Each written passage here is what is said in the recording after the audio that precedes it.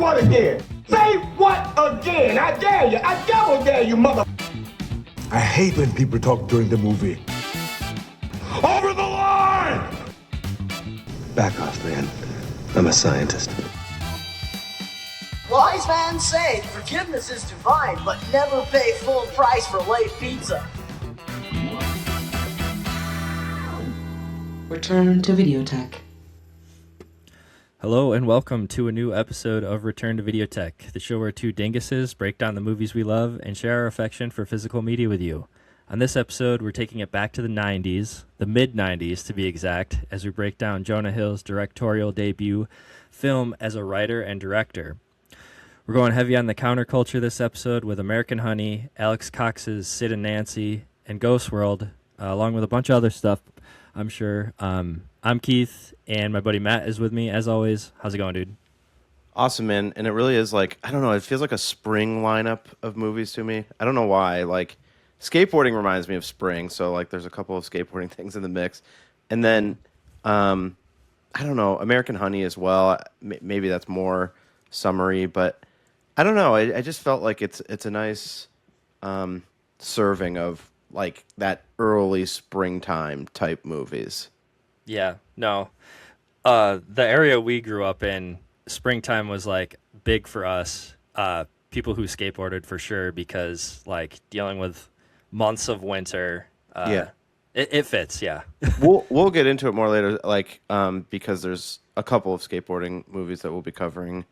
But I was never good at skateboarding, but I liked skateboarding. Like I liked the culture of it, and when I did dabble in it, I had like two runs. My main one was actually in middle school before I met you, like when I lived in Massachusetts. That was like my main run was skateboarding. But I did do it again a little bit like senior year of high school. Like I bought another complete deck again and like had, you know, a little run. But you can't have so many hobbies. Yeah. I wasn't like... You don't have to apologize. Skateboarding is like one of the hardest things I've ever tried to do in my entire life. And as you can see in my background, I like kind of set this up on purpose. Like I wanted to have the little skate shop feel. I got my CRT with one of my old skate videos. In there. Skateboarding was like a big part of my childhood, I think. I would also say I never got very good, but I've always been into like the culture in that. So yeah, you're certainly much better than I ever was. I was like starting to be allowed to be around the kids that were good, but when I was like in middle school, but you know, there's like a progression in skateboarding when you're learning. Like you start with ollie. I actually got pretty good at ollie.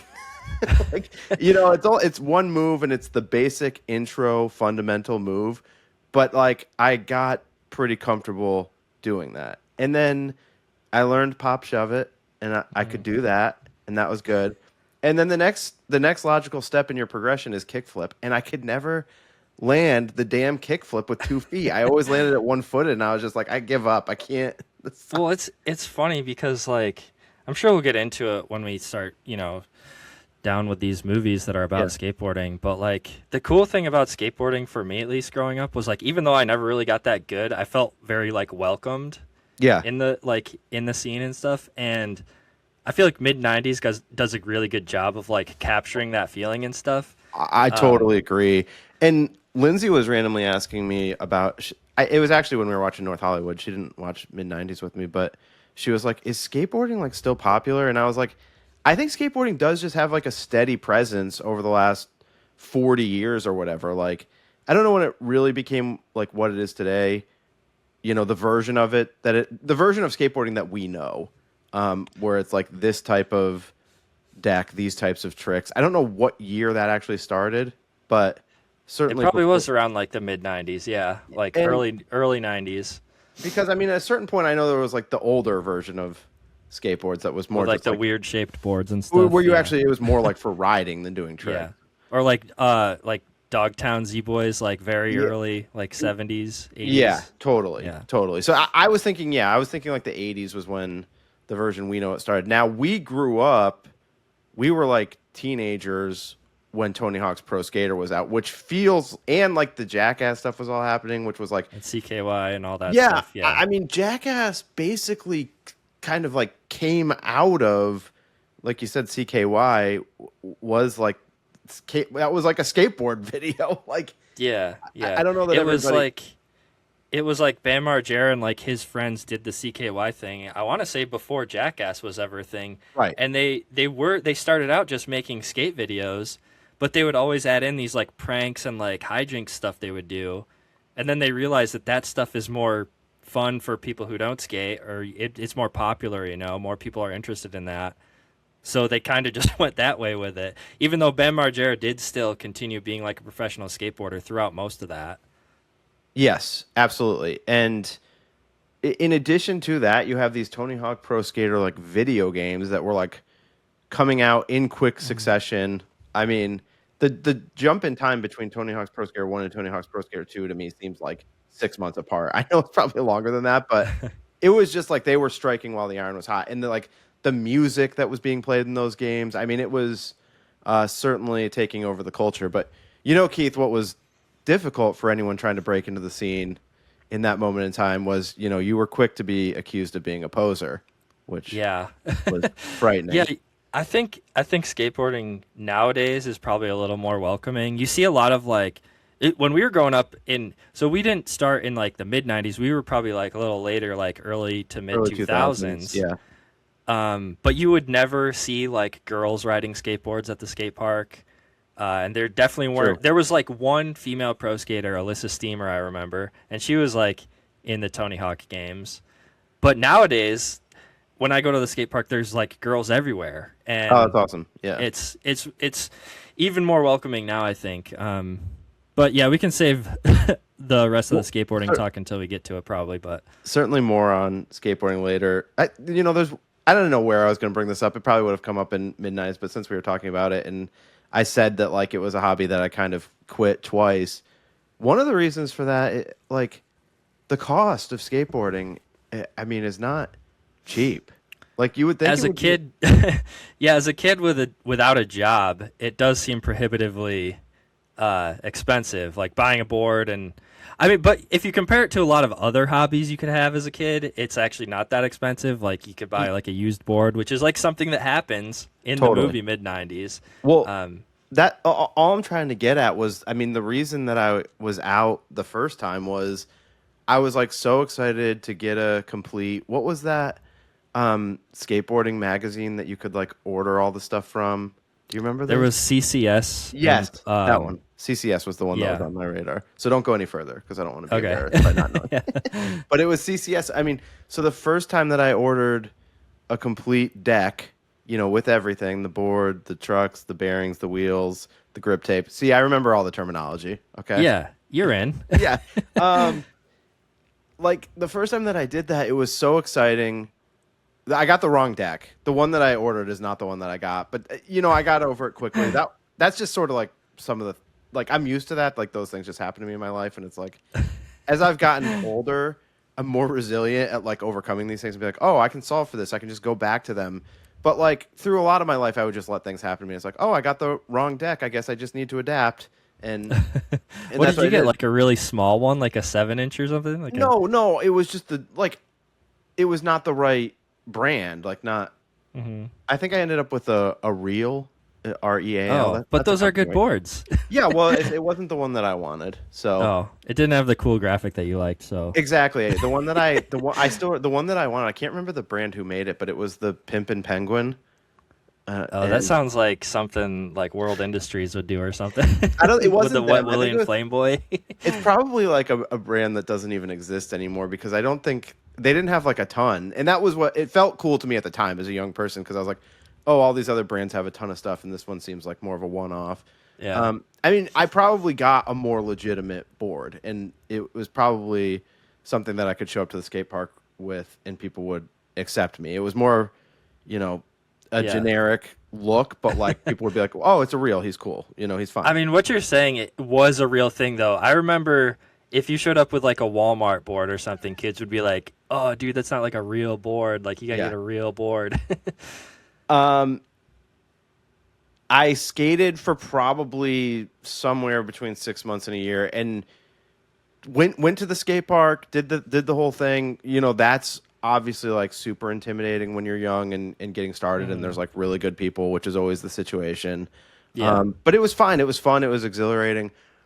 But once I broke that board, I mean, that was it. I mean, I didn't have any money or you a gotta way like to like beg your parents for $60 for a new deck, or well buy one off one of your friends or something. but like the complete setup was somewhere between like 120 and 150, like to get the complete thing. I never assembled myself.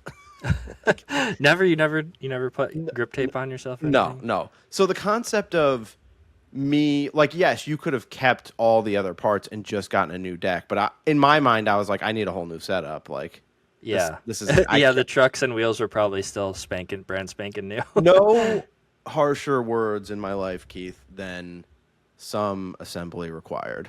Like, it's just not for me.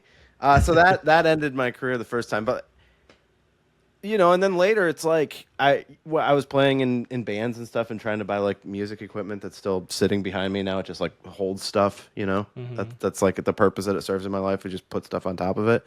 But at that point, I was like buying guitars and amps and shit, and it's like I can't also buy a new skateboard every time a deck breaks.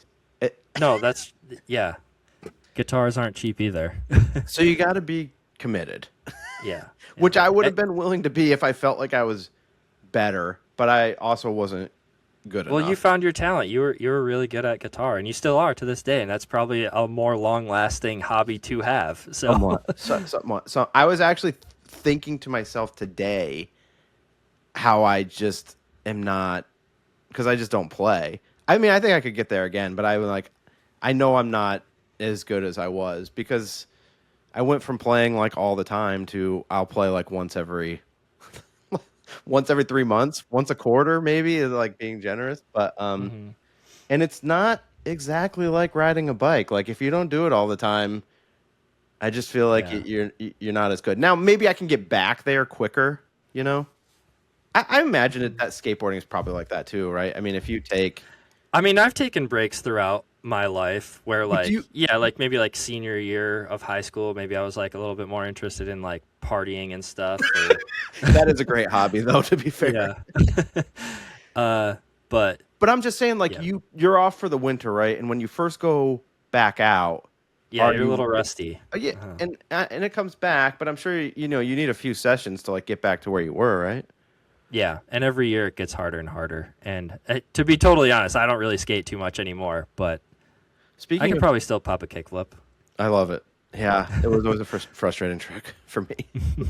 What's the one that's like the opposite of the heel or the kickflip? Is it a heel flip where your like front foot is like not on the inside, it's on the outside, and you flip it the other direction? Is that a heel flip? That's a nollie flip where you're popping off the nose instead of the tail. It's an ollie, but your front foot, on the kickflip, your front foot is in the inside a little bit to like kick it towards you.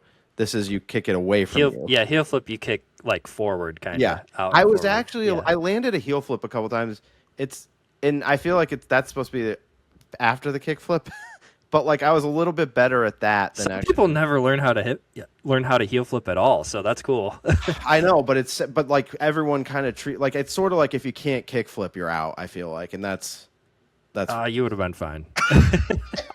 Our crew was not discriminating people who were no. And every time I skateboarded with like our friend Justin, who's like really good, which I only did a couple times, but he was shout out to J Bomb. He'll probably definitely listen to this episode because it's about some skateboarding movies. He was very gracious the one or two times that I skated with him. But speaking of partying, I didn't talk about this at all last time, but this is now my second episode. I'm drinking an NA beer tonight, Keith, but it's made by Other Half, who is probably, I don't know who my favorite brewery is, but they're in contention for it. I've been to 4 of their locations in the state of New York, including their one in New York City. When I was on a work trip one time by myself, I just like took an Uber there and drank like 4 beers. They were all like over 7%. It was like a wild time. But like they make really good beers. And I'll like keep NA beers and stuff at the house just when I'm like, yeah. I also have an NA beer. An NA A&W sugar free root beer. NA SA or SF sugar free. Keep practicing. Non-alcoholic, sugar free. Yes, but this is there. It's called All In, and I mean it's a quote IPA, but this is the best NA beer that I've ever had. But this and like the Guinnesses, I don't like the NA Guinnesses are pretty good. Like it's not as good as a real Guinness, but it's still pretty good. But they make these like it's like the hazy IPAs, but they're like soft and a little bit creamy and like oaty. Like I really like their IPAs. So I didn't know you could even get NA IPA. more people are doing it now, and there's actually a store here that opened fairly recently that just does all NA booze. So like, I mean, it makes more sense than a NA like Natty Light or something. Absolutely, there's actually like flavor to it, and there's like a reason to want to drink it. Well, Gen Z is like not as into alcohol as the previous generations. So, and I have found the benefit of just because I like beer still, and I of course still drink the other kind, the real kind. But I like to mix in like it's just nice to be able to have a beverage and have no like after effects from it. Yeah. So I like to totally mix get that. Yeah. Yeah. So I'll mix it in, and we'll like load up on stuff. I mean, I have I got a party pack of like Brooklyn NA beers. Like I don't know, it was like a 12-pack, and it's like 4 different kinds. And but I heavily recommend if you ever want to try non-alcoholic beer. Other Half, which is just a great brewery, makes super good beers. They're All In NA hazy IPA, and that will be guiding us through this episode. All right, sweet. Should we start talking about movies before people check out? Please. I don't know why they would, though. This is all like good stuff. This is all gold. This is better than we talk about movies. Absolutely. And not everyone is always here for the movies. In fact, that's the some hope. People are like, not too interested in what these guys have to say about movies. All right, Keith. I did go to the theater, and I wanted to tell you about my experience a little bit. And it's weird because Euphoria season 3 is premiering like maybe right now as we record. I don't know. Did you ever watch Euphoria at all?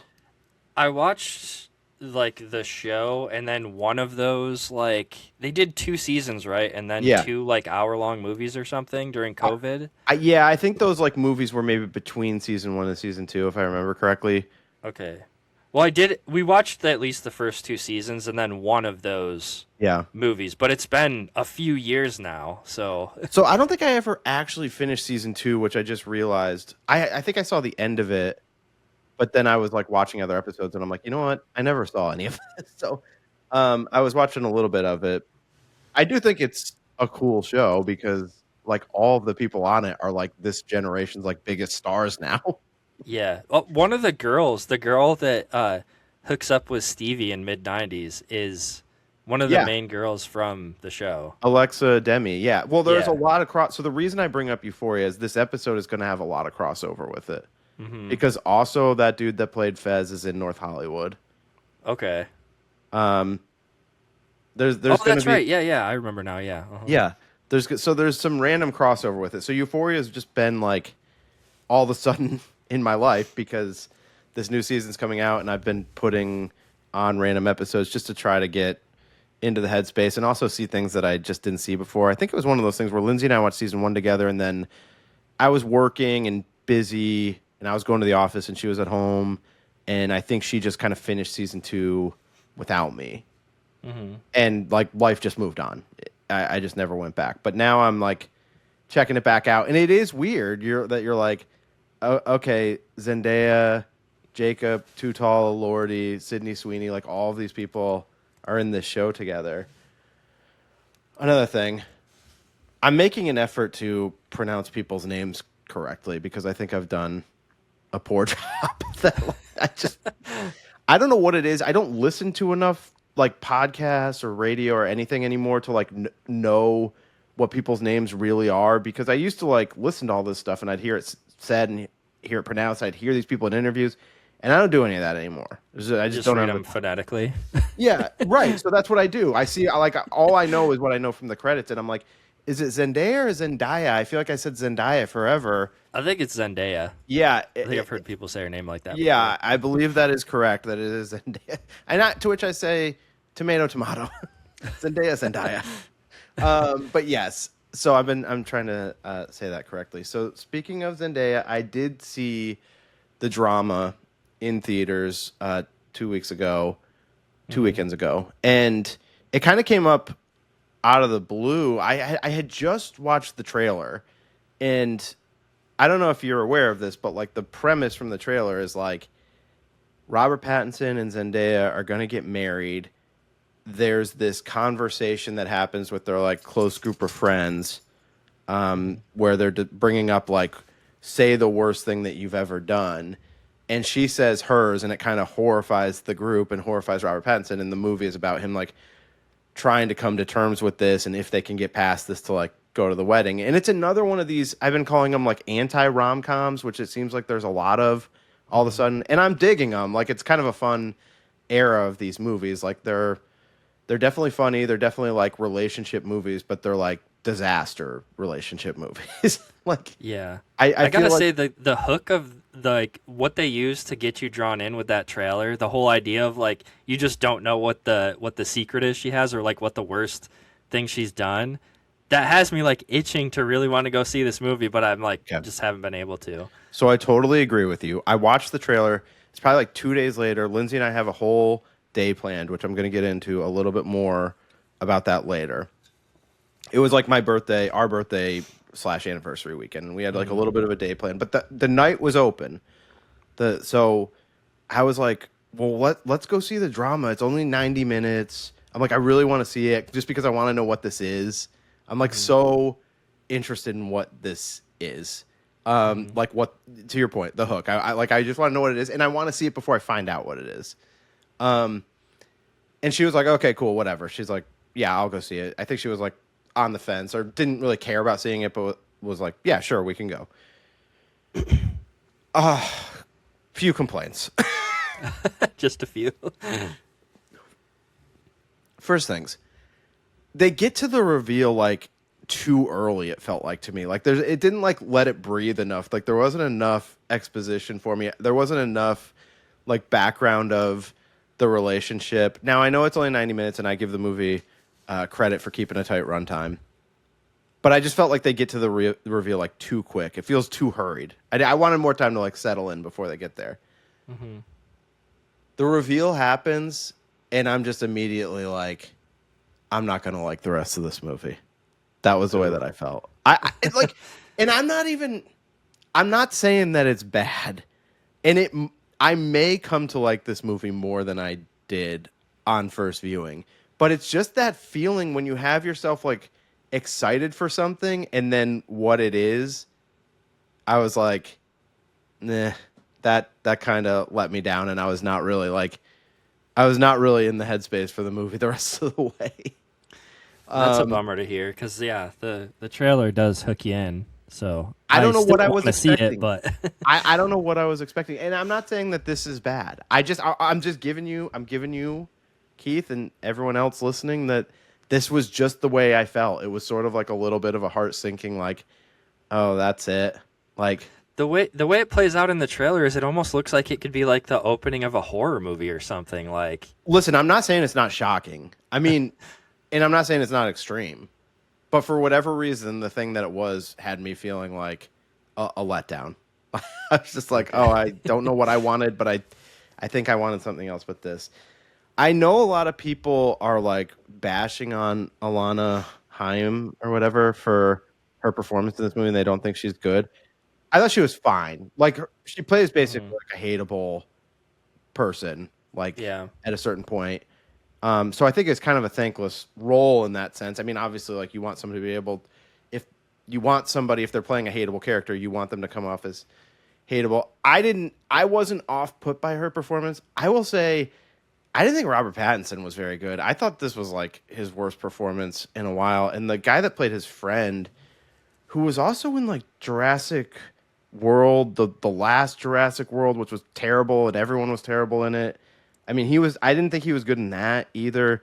He was in Kinds of Kindness. He was like Jesse Plemons' friend in this segment where they're cops. Oh, you haven't seen Kind of Kindness, have you? Not yet, no. And he was good and normal in that. So I'm not saying he's a bad actor. I've just seen him in a couple of roles that I felt like the performances in general just weren't all clicking. Zendaya, I thought was good in it, like solid. I thought she was like not noticeably bad, but I really just was not digging. I wasn't buying these characters, I guess I should say. I bought the Zendaya one, even though she's the one that's like, the reveal and the big moment. I bought her a little bit more. I did get into the movie a lot more for like the last 30 minutes or so, though. There's this whole storyline with this Misha character and Robert Pattinson that I thought played really well, and he does have like a really good scene with her that I thought he was good in that scene. So I'm not like I'm not saying he was terrible in the movie, but through a lot of it, I just wasn't buying the characters and the performances. Like, I don't know. This may be something that I revisit down the line and have a completely different feeling about. Like, sometimes that happens, but in the theater, it just wasn't really clicking for me. Now, I did give it 3 stars. I still felt like the last half hour or so I had a decent amount of laughs in it for me. So like that got me back in. Not sure how I feel about the very, very end, like the way it concludes, but I just felt a lot of the performances felt clunky to me. And I know that's usually when they say that, it's like, well, that's the director's fault.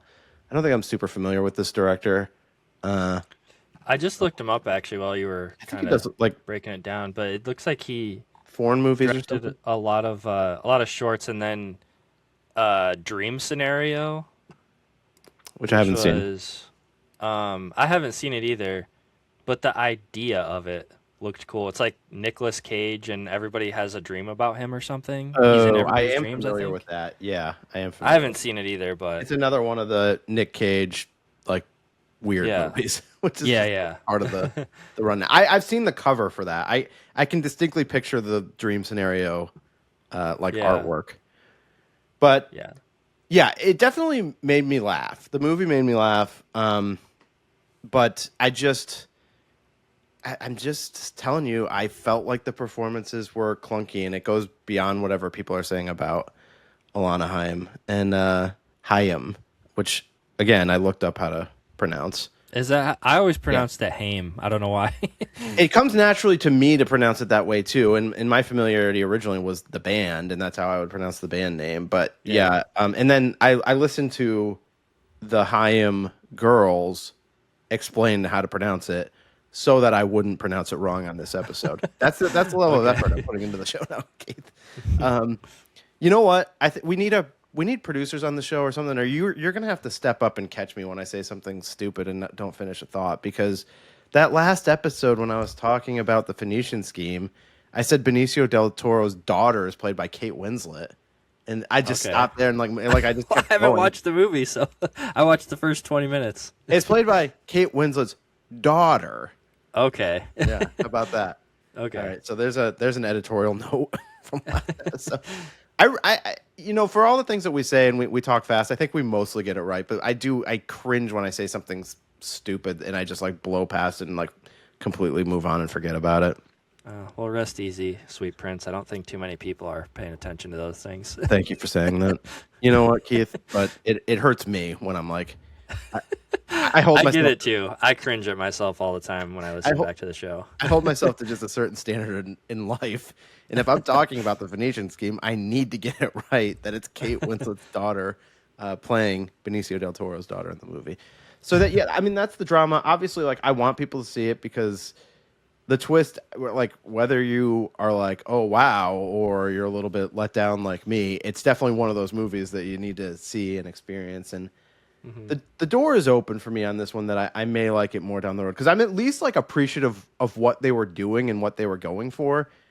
It just like a lot of the performances felt awkward to me, and I don't know if you ever have that experience, but when Yeah. It was just one of those times for me where it just didn't feel like it was clicking. And like the performances, they weren't, it didn't feel like that they had this natural chemistry. So we'll see. The door's open. And like I said, I still gave it a positive score overall because I liked what they were going for. And I did really enjoy when it ramps up at the end, like the last 30 minutes, which is a third of the movie.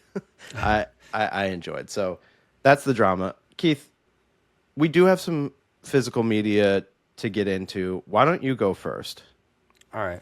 I only have one thing. I actually haven't been buying a whole lot up until recently. I did pre-order. I don't know if you saw or not, but Arrow Video announced their like double pack of the Mortal Kombat movies. And that's like as hyped as I've ever been. Wait, so that means that it's the original Mortal Kombat and Mortal Kombat Annihilation? Yep, coming because out in now 4K. there's been several more, right? There's like a new one that's getting a sequel that's coming to theaters like very soon, I think. If not in theaters now at this point. And there was like a couple like web series / like movies that they did that were like awful. Okay. But anyways, I'm stoked about that. Like just the fact that Arrow Video in the last couple of years has put out 3 of like my favorite things: Deep Blue Sea, Teenage Mutant Ninja Turtles, and now Mortal Kombat. I'm like, this is the best label out there. Highbrow material. And it's funny, actually, I haven't gone to the theaters since we last talked, but just a couple nights ago, I went to my buddy's house, and we had planned on watching this, which is what I have to show off for physical media. John Woo's Hard Boiled, which is also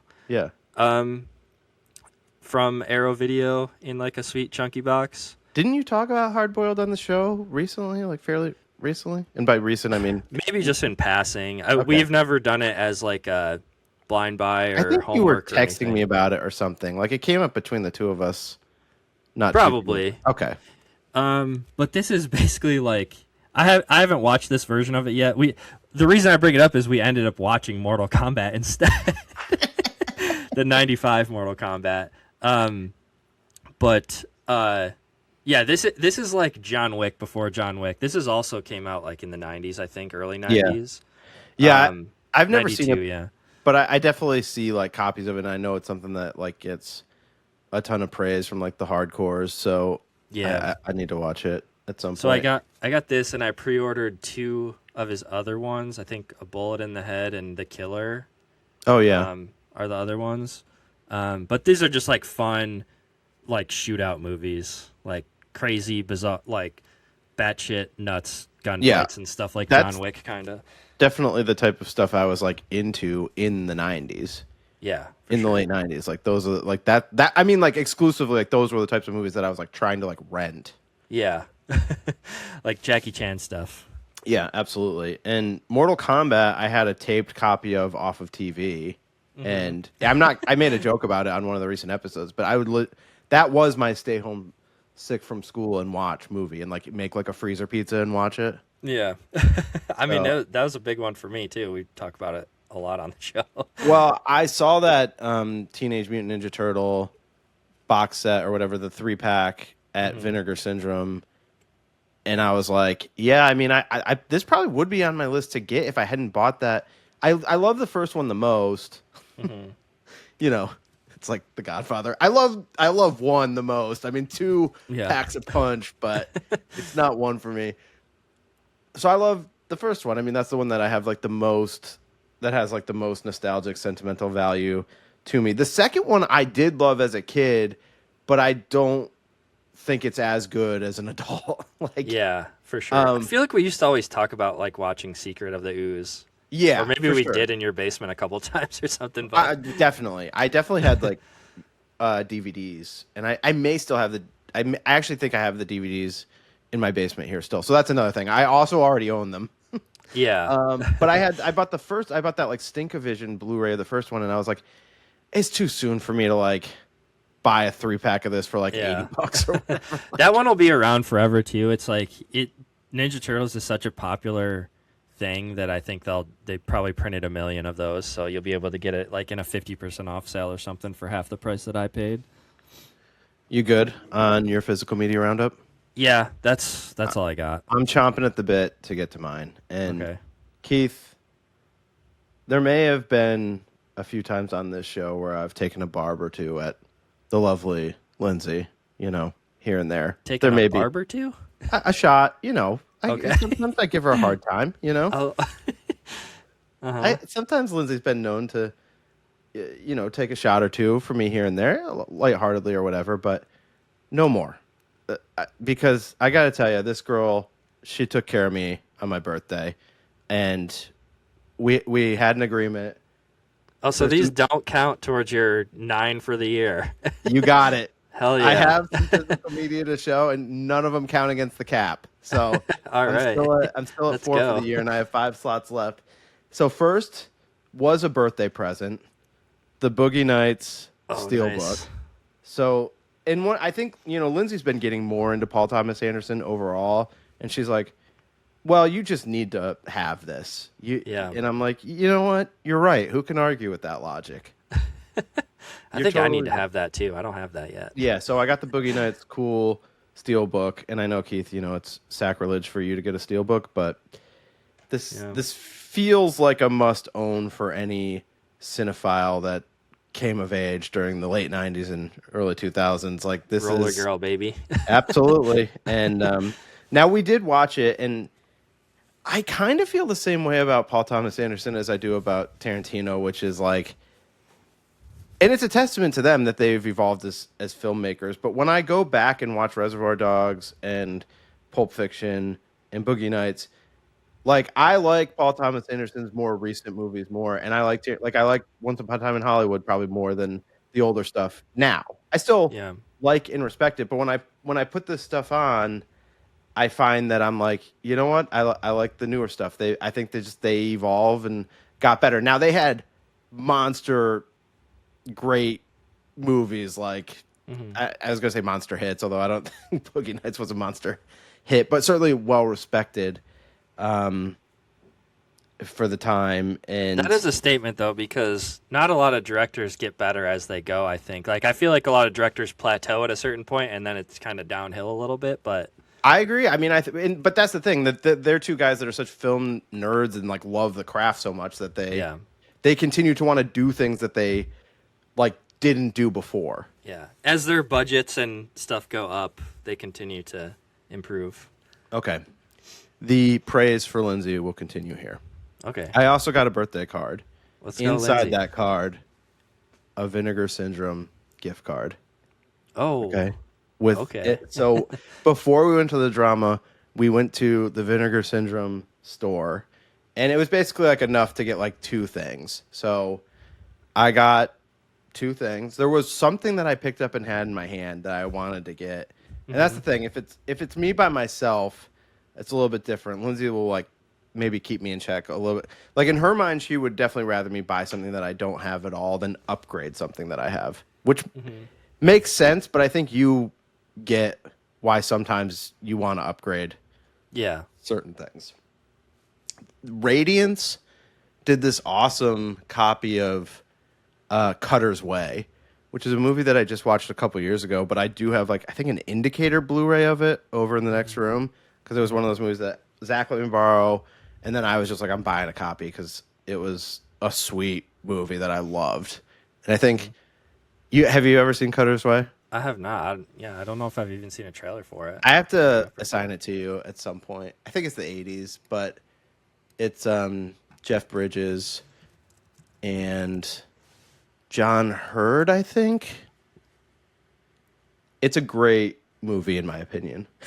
Radiance did a 4K of it, and I was like, man, this is sweet. The artwork is sweet. I was like, I really want to get this. I was like, I do already have a copy of it. And she's like, then don't get it. And I'm like, yeah, but you don't get it. It's not as cool as this one. She's like, no, get something else. So I actually ended up with a couple of, one blind buy, and this will not probably surprise you that much, but I went with my beloved Cinematograph and the James Caan, nice. The Gambler, which they've put, and it's a 4K. They've put out more stuff recently that I just keep being like more interested in the stuff that they're doing. I like the recent stuff that they've done is all stuff that I haven't seen, but I'm definitely wanting to watch that stuff. Like I feel like I could do cinematograph blind buys like for the rest of my life. Now, maybe there will only be one more this year since I have 5 slots, but like there will probably be I'm going to make a prediction that of the 5 movies I have left to buy this year, one of them will be a cinematograph blind buy. That makes sense. I assume that one does look really cool. Yeah. And it just... I mean, James Caan, like Thief era James Caan. Definitely. Paul Sorvino's in it. Lauren Hutton from American Gigolo is in it as well. Mm-hmm. So we'll see. We'll see. I'm sure I will be... And it's, another crime movie from the 70s. So seems for me in a big bad way, and it probably coming to a blind buy segment near you very soon. Okay. The second thing I got was a little bit of a random pick. It's not a blind buy. I've seen it before, but I was browsing through. One of the things that I picked up was North Hollywood, which you assigned to me. But at that point it was just random. Like I just picked it up. I was like, this seems kind of cool. It was before we decided that was going to be your homework, right? Yeah, you texted me like 2 days after this. You know what's funny is I didn't even know that a boutique label had put it out until you said that, and then I Googled it after we were texting, and I was like, oh, that cover is sick. I should buy this, and then I haven't yet, but I probably will. There was so much random stuff again at Vinegar Syndrome that was like, if I was by myself and I just was like not trying to limit myself, I mean, I could walk out of there with like 10 blind buys, Yeah.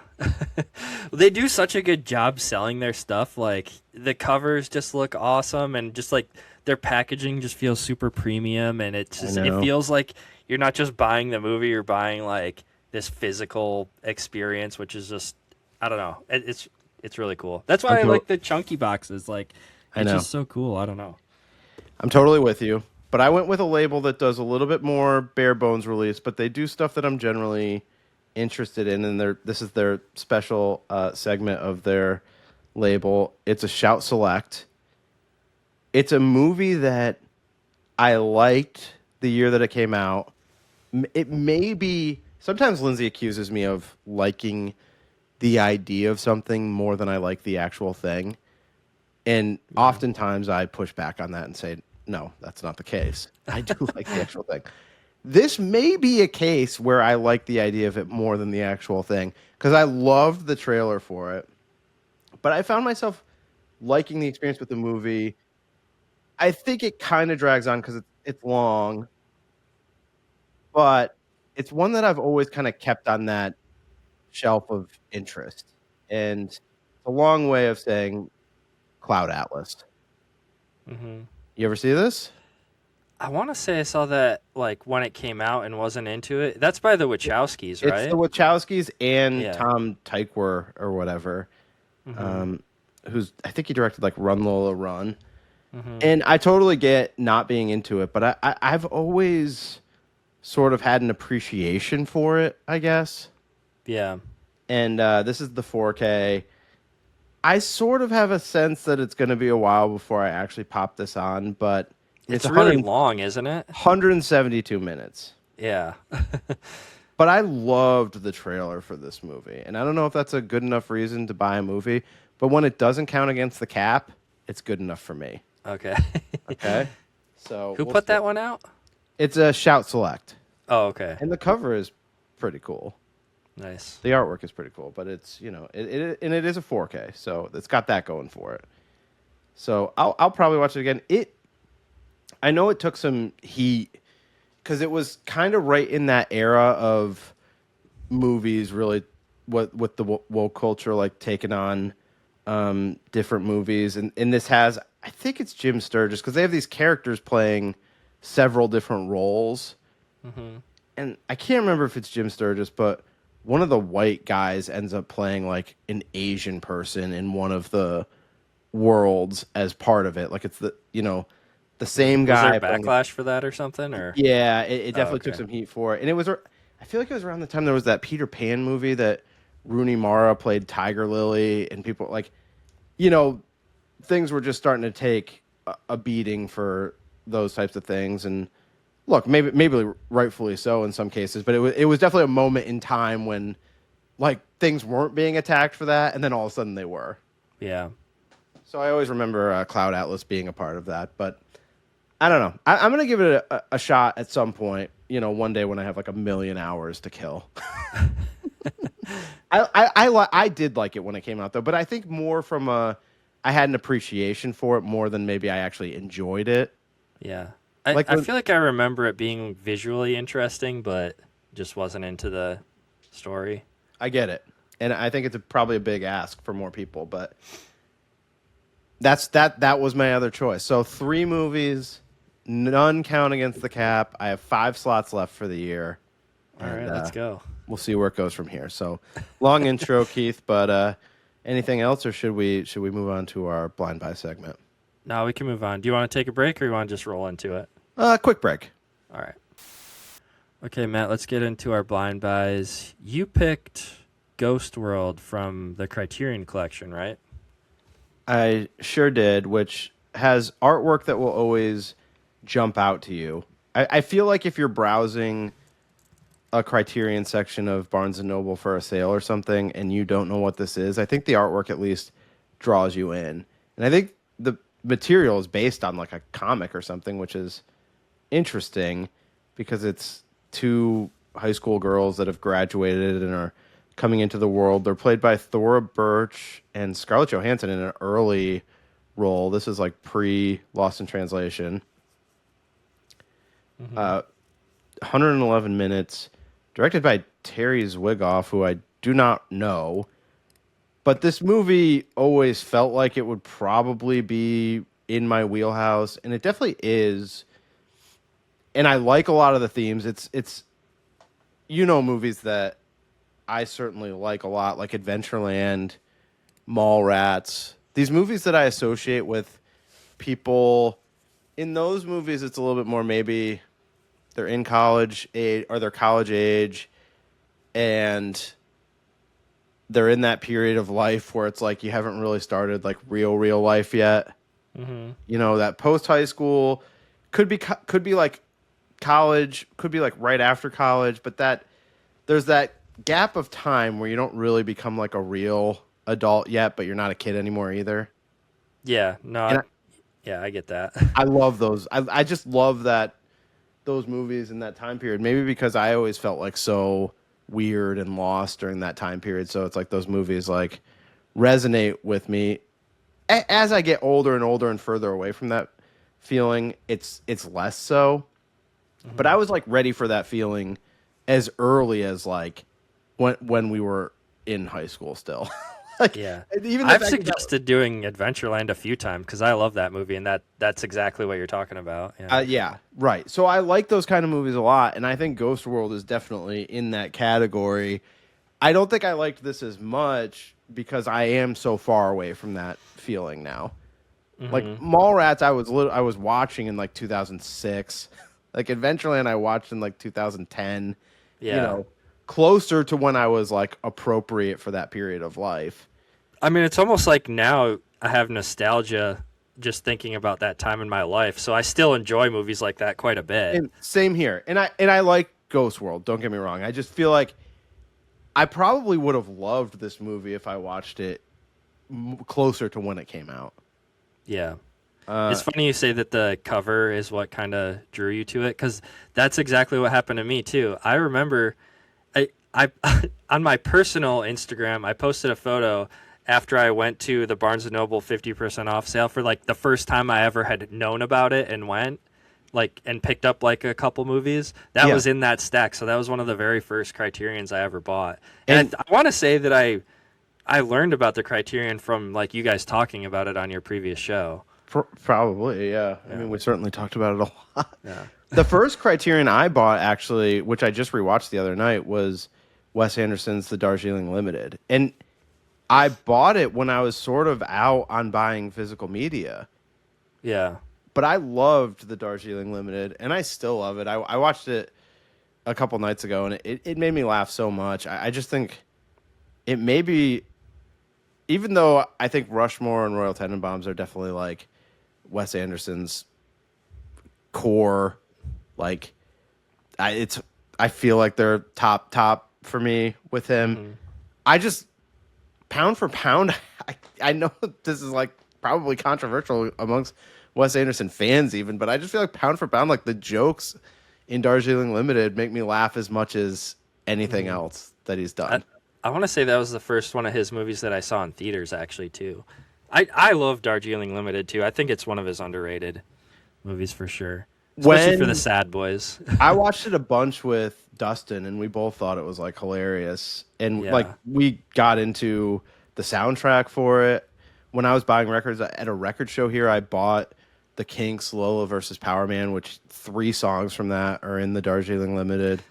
Dude, it's funny you mentioned that too, because after watching the movie, I also bought one of those Kinks albums. Yeah. And it's funny, it makes sense to bring it up for this episode. In college, one of my projects was to do like a how-to video, like make a how-to video. Some people were like how to make a ham sandwich or whatever. My video was how to do a kickflip, and I used the Kinks song that's playing in the Darjeeling Limited when Bill Murray's running after the train. See? It all comes full it's circle. All connected. Yeah, I think it's This Time Tomorrow. Yeah. Running after the train. I love that song. Yeah, or maybe it might actually be a different song. But either way, all 3 of those King songs that are in that movie are all like hits, I think, for me. Yeah, for sure. I agree. And when it was announced that Criterion was doing a Blu-ray of that, I bought it. That's the copy I still have. I mean, it's certainly the oldest, like, Criterion that I have. You know, I can even tell that it's, like, the most worn Criterion that I own. Because I bought that and then didn't buy another one for, like, a few years, probably. Ghost World. Yeah. Steve Buscemi. So there's just 2 things that I'll say about Ghost World. Steve Buscemi plays, like, this guy who just it never worked out for. I mean, he's a smart enough guy. He has good taste in music. He's a record collector. He seems like he could have done things with his life, and he just didn't. And you know, no girlfriend. And it is like a stark reminder of where things could have gone for me.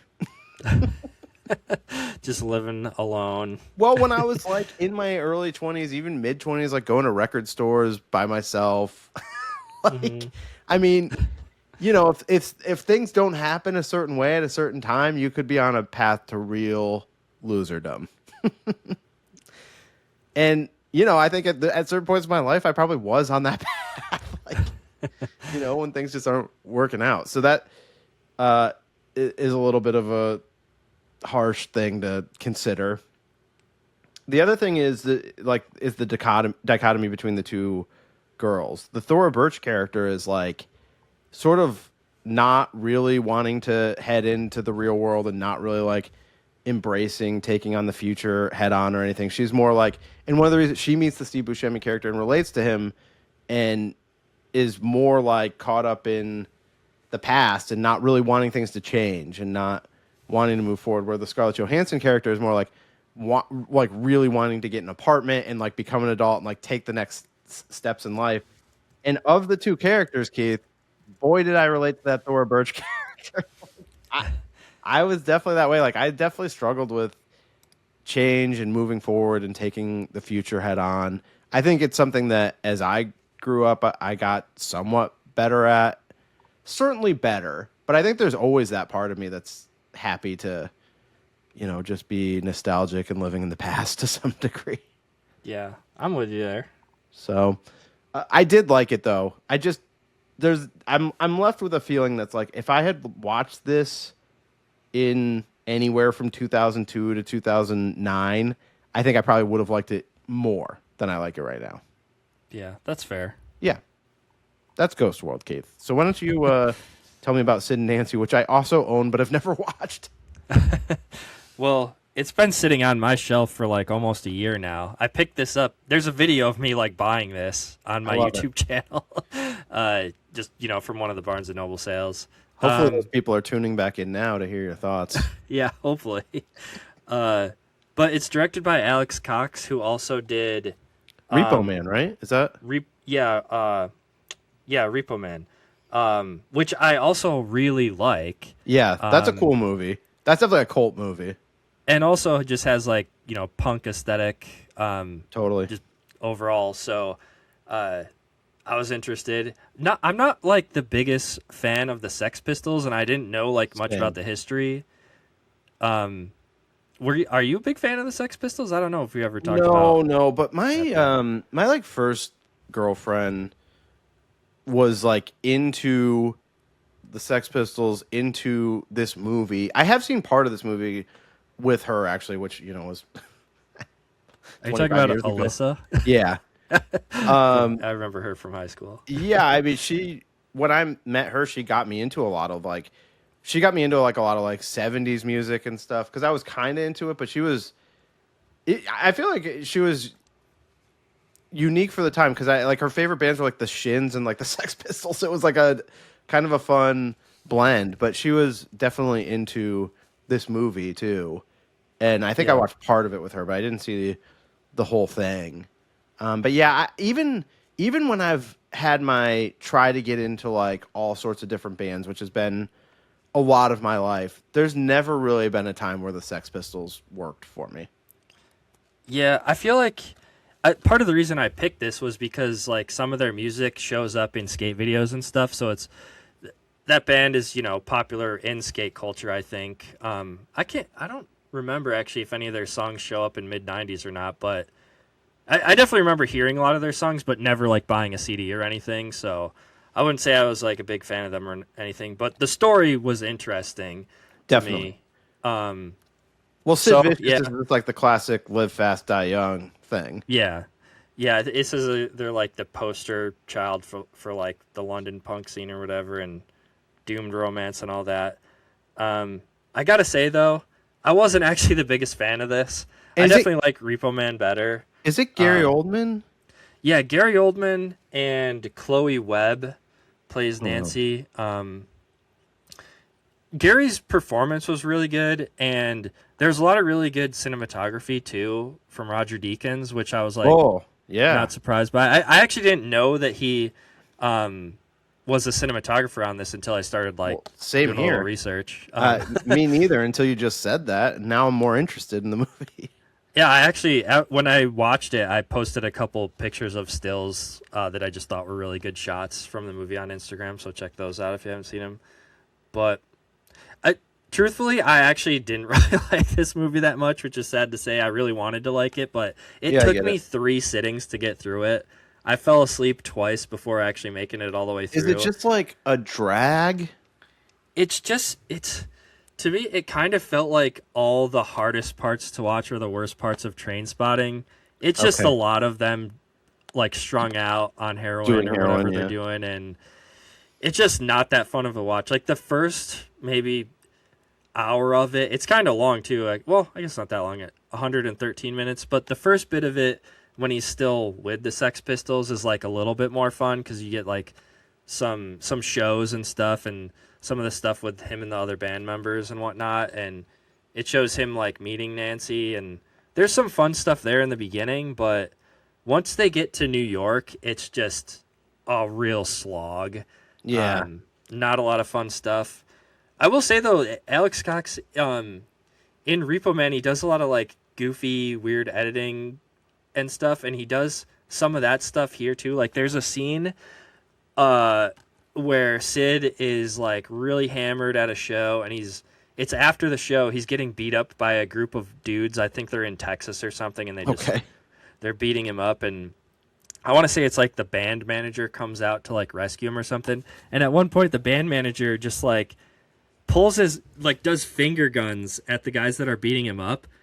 And then the guys like run away from him, and then he like fake shoots, and you hear like an actual like the sound effect of a gun. Okay, yeah. So it's like just really weird stuff like that, which I feel like he did more in Repo Man. But yeah, I don't know. It bummed me out that I didn't like this as much as I thought I would. But I kind of get it though. I sort of have always felt like I'm not really gonna like it that much, but I'm also like okay with owning it. Like it feels like it's okay that it's on the shelf, but it's probably not gonna be one that I'm ever rushing to watch. Yeah, I don't know. I might watch it again at some point, but I feel like it would probably work a lot better if you're a big fan of the Sex Pistols and know the history of like what happened with Sid and Nancy and all that. But for me, I think I gave it like 3 stars on Letterboxd. So I didn't hate it. It just, wasn't my favorite. All right. I think that's good for Blind Buy this week. You want to move on to Spotlight? Yeah. Take another break or just keep going? We can just do a quick break. All right, Matt, it's time for the Spotlight. We're doing Jonah Hill's Mid90s. Take it away. All right, Keith, I have a surprise for you. Okay. No. I'm ready. No written intro from me. Cold open. Oh, really? Okay. Yeah, but in lieu of an intro, I had some thoughts as to like what I wanted to write in an intro. Sort of the idea of what I was thinking was around how I used to really pigeonhole people into one thing, and this was such a great example of like thinking about Jonah Hill one way, and then he comes and does this movie which is kind of totally unexpected from everything we know about his career. Because I think I'm at a place now where I don't really think about people in entertainment that way anymore. Like where I think about people only doing one thing. I definitely think I'm more like people do a lot of different things and have a lot of broad talents. And I think, I don't know when the turning point was, but this movie was before that. And since then I think about things differently now. And I think people get more opportunity to do different offshoots in entertainment than they used to, Yeah, so, I think it was a natural reaction to kind of be like, what? Jonah Hill is not only writing and directing his first movie, but it's about skateboarding. You wouldn't think if you didn't know about his past that Jonah Hill would do a movie about skateboarding, but there's not actually a lot of like, you can't like go on YouTube and find old skate footage of him, but he was in the culture, I guess you would say. Okay. In the mid-90s. There's an article you can find out. I'll find it and put it like in the show notes or something. I think it's like an online magazine called Jankum, where they did like a little investigative piece, and like they went and tracked down people that worked at the skate shop that he used to hang out at as a kid. And actually found out there's proof. There's like a board, a shop board from this shop. I think it's called Hot Rod in LA, where he was a regular there. He would go there all the time, I guess, and hang out. And there's a picture of him on the shop board. Oh, that's cool. So it's not like this movie just kind of came out of nowhere, but it makes sense to think that, though, if you only know him from Superbad or Grandma's Board, where he's like a heavy set dude. You wouldn't think that a big chunky dude is like a skateboarder, but totally. But he there was like, so. I do sort of feel like one thing that rings true about this movie is there was always sort of the hanger-on friends or the people that were around the culture that either barely skateboarded or weren't that good at skateboarding or didn't skateboard at all, but they hung around and were part of the crew. Like there was always one or two of those people in everything, and I feel like that always rings true. But Keith, that was sort of like the idea I had and like where I wanted to go with what I was going to write for the intro, but I kind of ran out of time to get it together. So that's okay. In lieu of an intro, Keith, I brought a special piece of physical media, the Bra Style DVD, which has an Easter egg of the full Keep On Pushing. The original the original skate video for me, which for those of you listening and watching at home who don't know, Keith is well known for his off-camera work, but you may not know his on-camera work in not. I don't know if you weren't in Bra Style at all, were you? Or did you? I didn't have like a part, but I had a trick in the credits. Okay, as mentioned, I was not very good as a kid, especially at the time when they were filming this video. But some of our friends growing up. Shout out to J Bomb and Phil and Travis and Marcus and all them. Matt Edger, all those dudes put that video together. I don't know if anybody. I know J-Bomb listens to the show sometimes, so he'll be stoked to hear that you brought that up. I don't at think. least. Yeah, and would never want to disrespect him, certainly, but I think he's in Bra Style, but well, he's definitely in Bra Style, but I don't think he's in Keep on Pushing. He may have been too young when it was. I think he was. I mean, I was only in like middle school, I think, or maybe ninth grade when they that did. was definitely made before I lived back in New York. So, I mean, I came back as a sophomore in high school, and I think it was before then. Yeah. So. There's shots of me also in the credits of that, though. Yeah. Attempting to do a trick down a 5 stair. I mean, you're not one of the stars of the movie, but you're certainly like a character actor. Like there were times in my life when people from like other surrounding towns, I would meet them and they'd be like, "Are you that guy from from that video, the skate video?" This I'm like, yes. is the guy. He's a shining star. I was watching a little bit earlier. I was watching Keep on Pushing, and we had to leave, so I didn't make it all the way to you. But like, we got to like one of Reiner's parts, and I was like, "Look, Linz, it's Reiner." like half the dudes from my wedding are in this movie. So I don't know what happened to my DVD of that, by the way. I'm so bummed I don't have that. I was saying before we started, I was like, I wish I had that to put on the TV behind me here, but I don't know what happened to my DVD. I know you and everyone from like the skateboarding world or who has skateboarding as a hobby, like have watched a million skate videos, and I'm sure you probably have like tons of DVDs and have different versions that are probably like your favorites. Mm-hmm. There's only one skate video for me, and it's Keep on Pushing, and it's definitely it's definitely my most watched. Senior year of high school for me.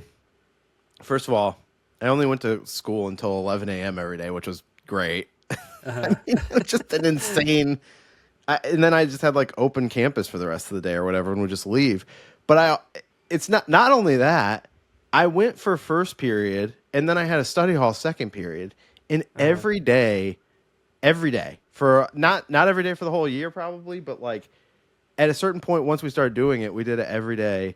Me, Ian, and Burton would go to Ian's house during that second period, and we'd eat like SpaghettiOs and watch Keep on Pushing every day. His mom's soup drawer was notorious, infamous. Did you ever do that with us during that time period? I feel like I don't think I ever hung out with you guys and like watched the video. I'm sure I watched the video at his house before, but yeah, I mean the only way you would have done it is if you cut class and came with us. Yeah, because I was a year behind you, so I didn't have open campus. I couldn't leave to do that. Yeah, but I remember watching skate videos at Ian's house before because he skated and stuff too. I mean, I just have fond memories of doing that. There was like I have like Keep on Pushing memorized just from like watching that like every day at Ian's, eating SpaghettiOs and occasionally like a Nutri-Grain bar. So yes, folks, you heard it here. Not only a talent behind the camera, but an on-screen talent as well, Keith. I wouldn't go as far as saying talent for the word for that, but well, I'll describe it how I want, Keith. All right. I'm proud to be on this show with you after seeing your on-screen talents. Okay. All right, let's actually talk about the movie. So they start off with the A24 logo, like spelled out in skateboards, and I do think that that's cool. I feel like we're used to seeing the A24 logo take a certain form and be that form most of the time, right? This is unique to me. I don't think this is usually what they do. Didn't they do something with like flowers for Midsummer or something? I feel like probably. They've done some I feel like things. I at least remember that from the trailer. I probably don't remember. Which Midsummer did have like a great trailer.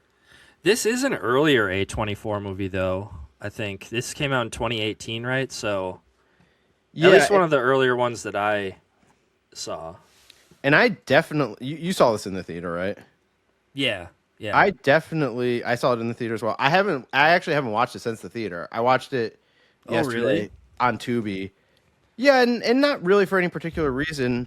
and it was sitting on Prime forever. And I always figured I would. I just, there's some movies you just don't go back to at a certain This point. is one of those situations where, for me, because I like really like this movie so much, I forget that it's kind of forgotten at this point. I would say, like, people do not bring this movie up that often in conversation. I agree, and it was in my top 10 of 2018, but I actually think I'd have it higher now than what I had it that year. So if we go back to my 2018 top 10, very dynamite information for everyone out there, but I think this is worth a conversation.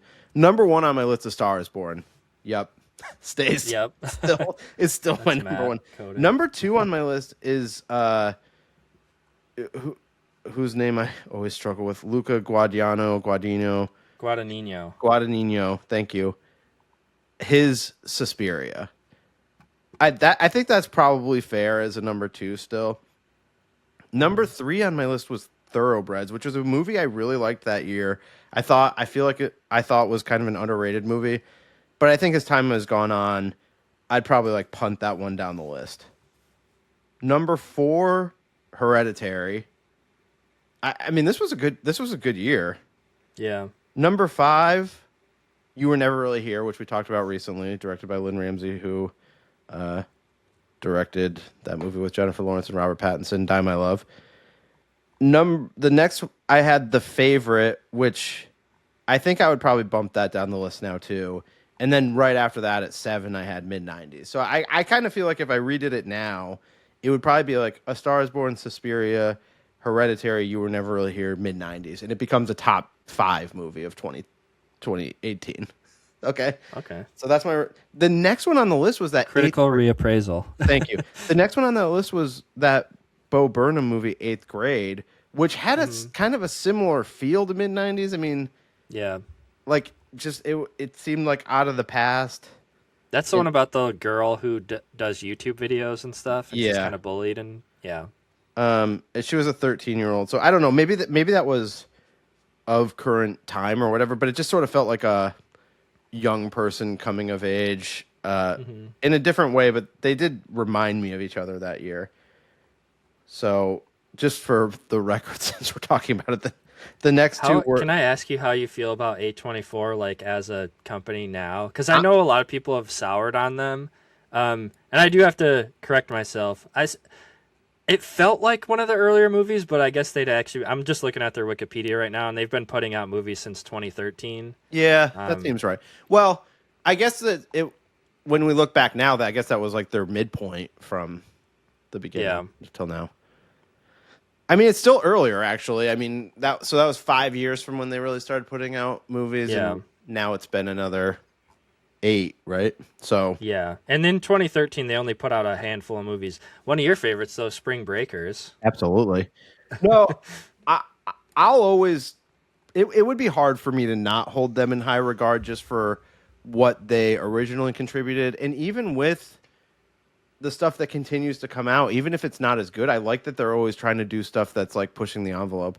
But I still, I mean, I had Baby Girl up there. I know not everybody did, but I kind of get it. I'll just be open about it. I kind of get annoyed when people shit on them a little bit, because I feel like the people that shit on them are also the same people that complain about Hollywood not doing unique, interesting stories and stuff. And I feel like them along with Neon are one of the few companies that do try really hard to put out unique stuff. I mean, maybe it's, hipsterish or whatever, but what's wrong with that? I know. What's wrong with that? If you want something cool and unique, that looks good and has a cool, interesting story, I don't get the hate for it, is what I'm saying, I guess. I'm with you. I mean, I get things, people sour on things, but I mean, the fact that there's any studios or distribution companies pushing anything that's slightly askew from the norm or slightly off center or a little bit niche. I mean, I want people to keep doing that. So yeah, I guess that's what I'm trying to say. I don't want to argue with anybody. I would never argue with somebody who's like, oh, A24 sucks. They just do the same shitty hipster movies over and over again. But I don't know. Those are my feelings. Well, guess what? auteur directors all make the same movie over and over too. That doesn't mean they suck. Yeah. But anyways, sorry to take you off track there. No worries. I wasn't really on track. I also like Annapurna. I liked Annapurna Pictures a lot, and they kind of came about, maybe they were a little bit earlier than A24, but they've sort of fallen in terms of the rate at which they put stuff out. So, you know, just a little love for Annapurna, because I know just random fact about them though, they put out video games too now. I don't know if you knew that or yeah, not. I knew that they had gone kind of multimedia. Yeah. So the movie, a big part of the movie is the main character's relationship with his older brother, and you get that like immediately. I mean, he's getting beat up by his older brother, who's played by Lucas Hedges from Manchester by the Sea, the Pixar version of, as Keith once described, the Pixar version of what was it that you compared it to? I can't remember now already. I don't remember. A very sad movie though. Oh wow! Can't believe that's already out of mind. Okay, well that bombed. For real. That completely bombed. That I can't remember that. Well, I can't. It's worse that I can't remember it because I'm the one who came up with the joke originally. He's getting beat up by his older brother. However, that does not in any way sort of belittle the way that he sees his older brother in this early segment of the movie. And there was something that I thought rang really true, even though I didn't have this experience. You may have had an experience like this. I am the older sibling in my household. But so I didn't have an experience like this. I don't know that my siblings would have either, but like I was definitely around people when I was younger who their older brother had like the Texas Chainsaw Massacre on VHS or whatever, and they thought that was like super cool. Like the concept of like what the older sibling has in their room. And they kind of show you that early in this movie. There's a moment where he goes in his brother's room and it's staged in a way that it's like you're entering like the Holy Land. The Mecca, yeah. I kind of had this experience a little bit like with my stepbrother because he was like maybe 3 or 4 years older than me, and he had like Limp Bizkit posters on his wall and like a computer and just a bunch of cool shit like a skateboard and stuff before I, actually picked one up myself. Well, growing up with 90s movies, you make a good point. Like growing up with any technology that someone had in their room was like really cool. Like, like we've talked about it before. Like they definitely were like working that into movies and made kids want to have like TVs and computers and everything in their room. Yeah, for sure. So the main character, his name is, what is it? Stevie, but Stevie. They end up calling him Sunburn later, which is probably what I'll refer to him as. Yeah, played by Sonny Solchik. I don't know if that's how you pronounce it. I am making an effort to pronounce names better, but I didn't get all of them. Mm-hmm. So Stevie goes into his brother's room. They definitely are playing this relationship up early in the movie, and his brother is turning 18, and it's maybe the weirdest 18th birthday party that's ever happened. Oh God, their mom is just talking about some guy she's dating, and played by Catherine Watterson, aka Shasta Faye Hepworth from Inherent Vice. I knew you were going to bring that up. I knew you were going to bring that up. Any opportunity, and her name is Dabney. We'll just leave that there. Okay, interesting name. But yeah, she's just casually talking about her dating life with her 2 sons. Mm-hmm. Obviously, like dad not in the mix anymore. We get that pretty quickly.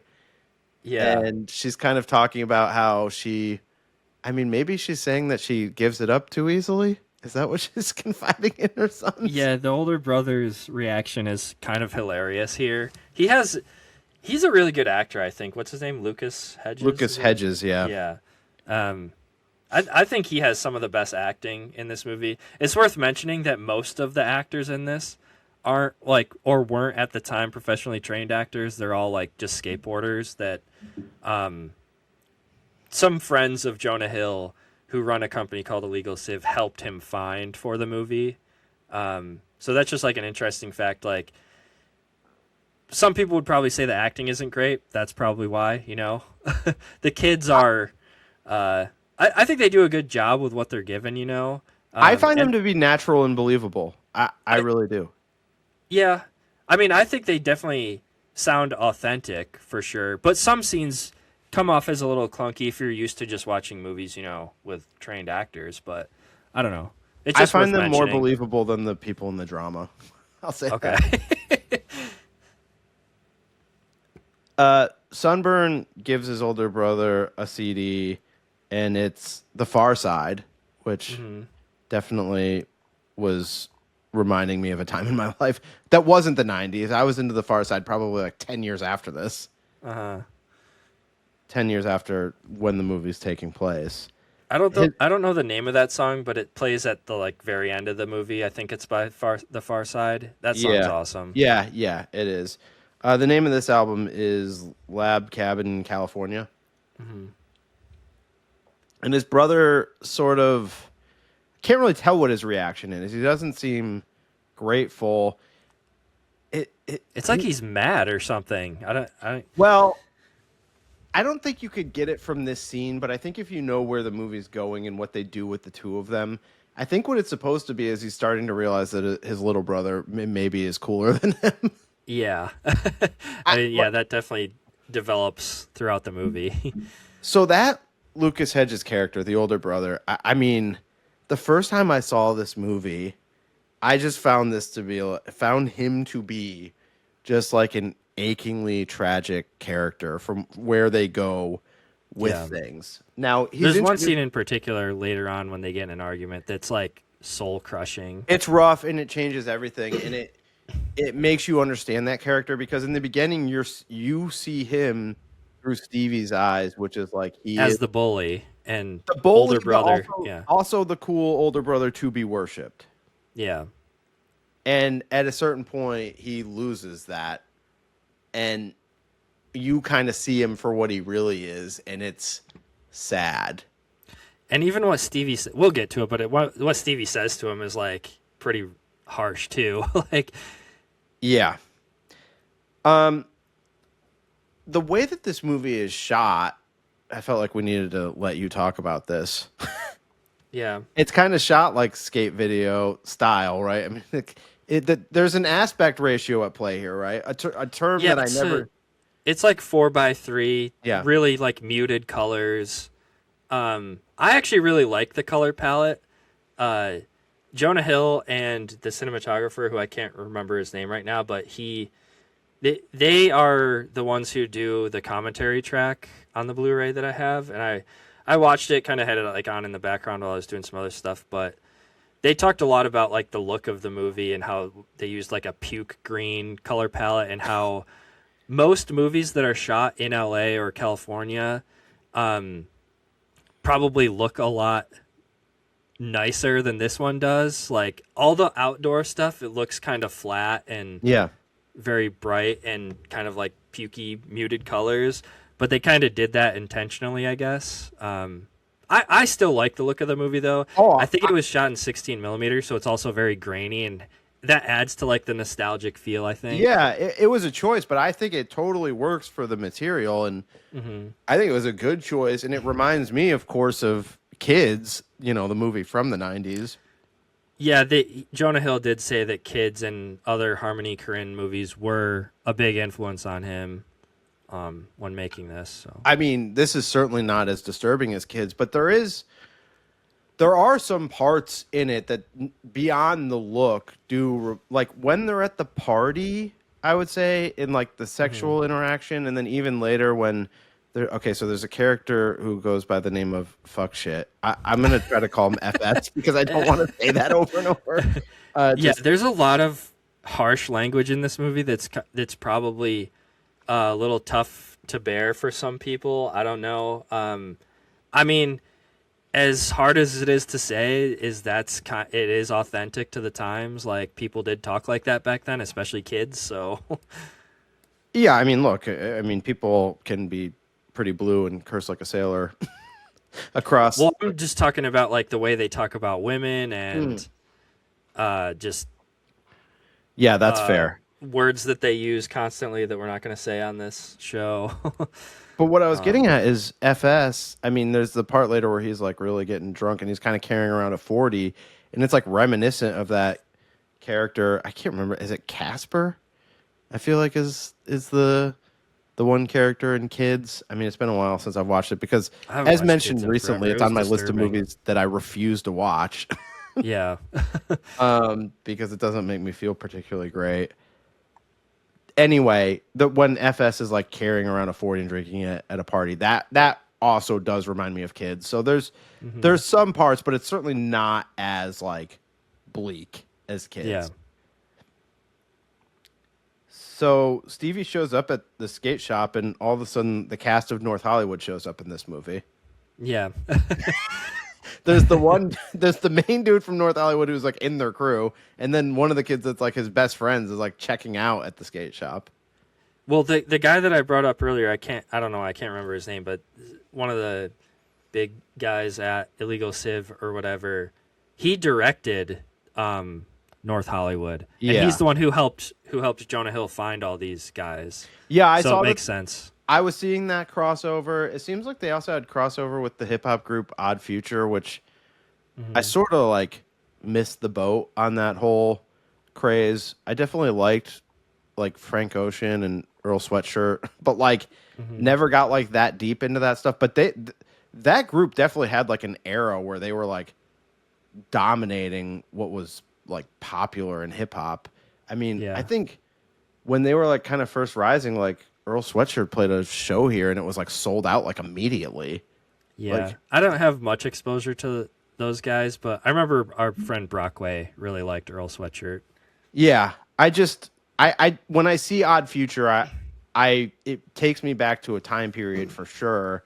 And I know those guys like kind of had their hands all over like a lot in the music. And it was kind of like, it was like Wu-Tang in a sense where, you know how there was all these like Wu-Tang like affiliate people. Like I feel like Odd Future was that way as well. Yeah.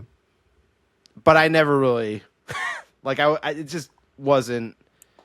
I wasn't cool enough for that moment.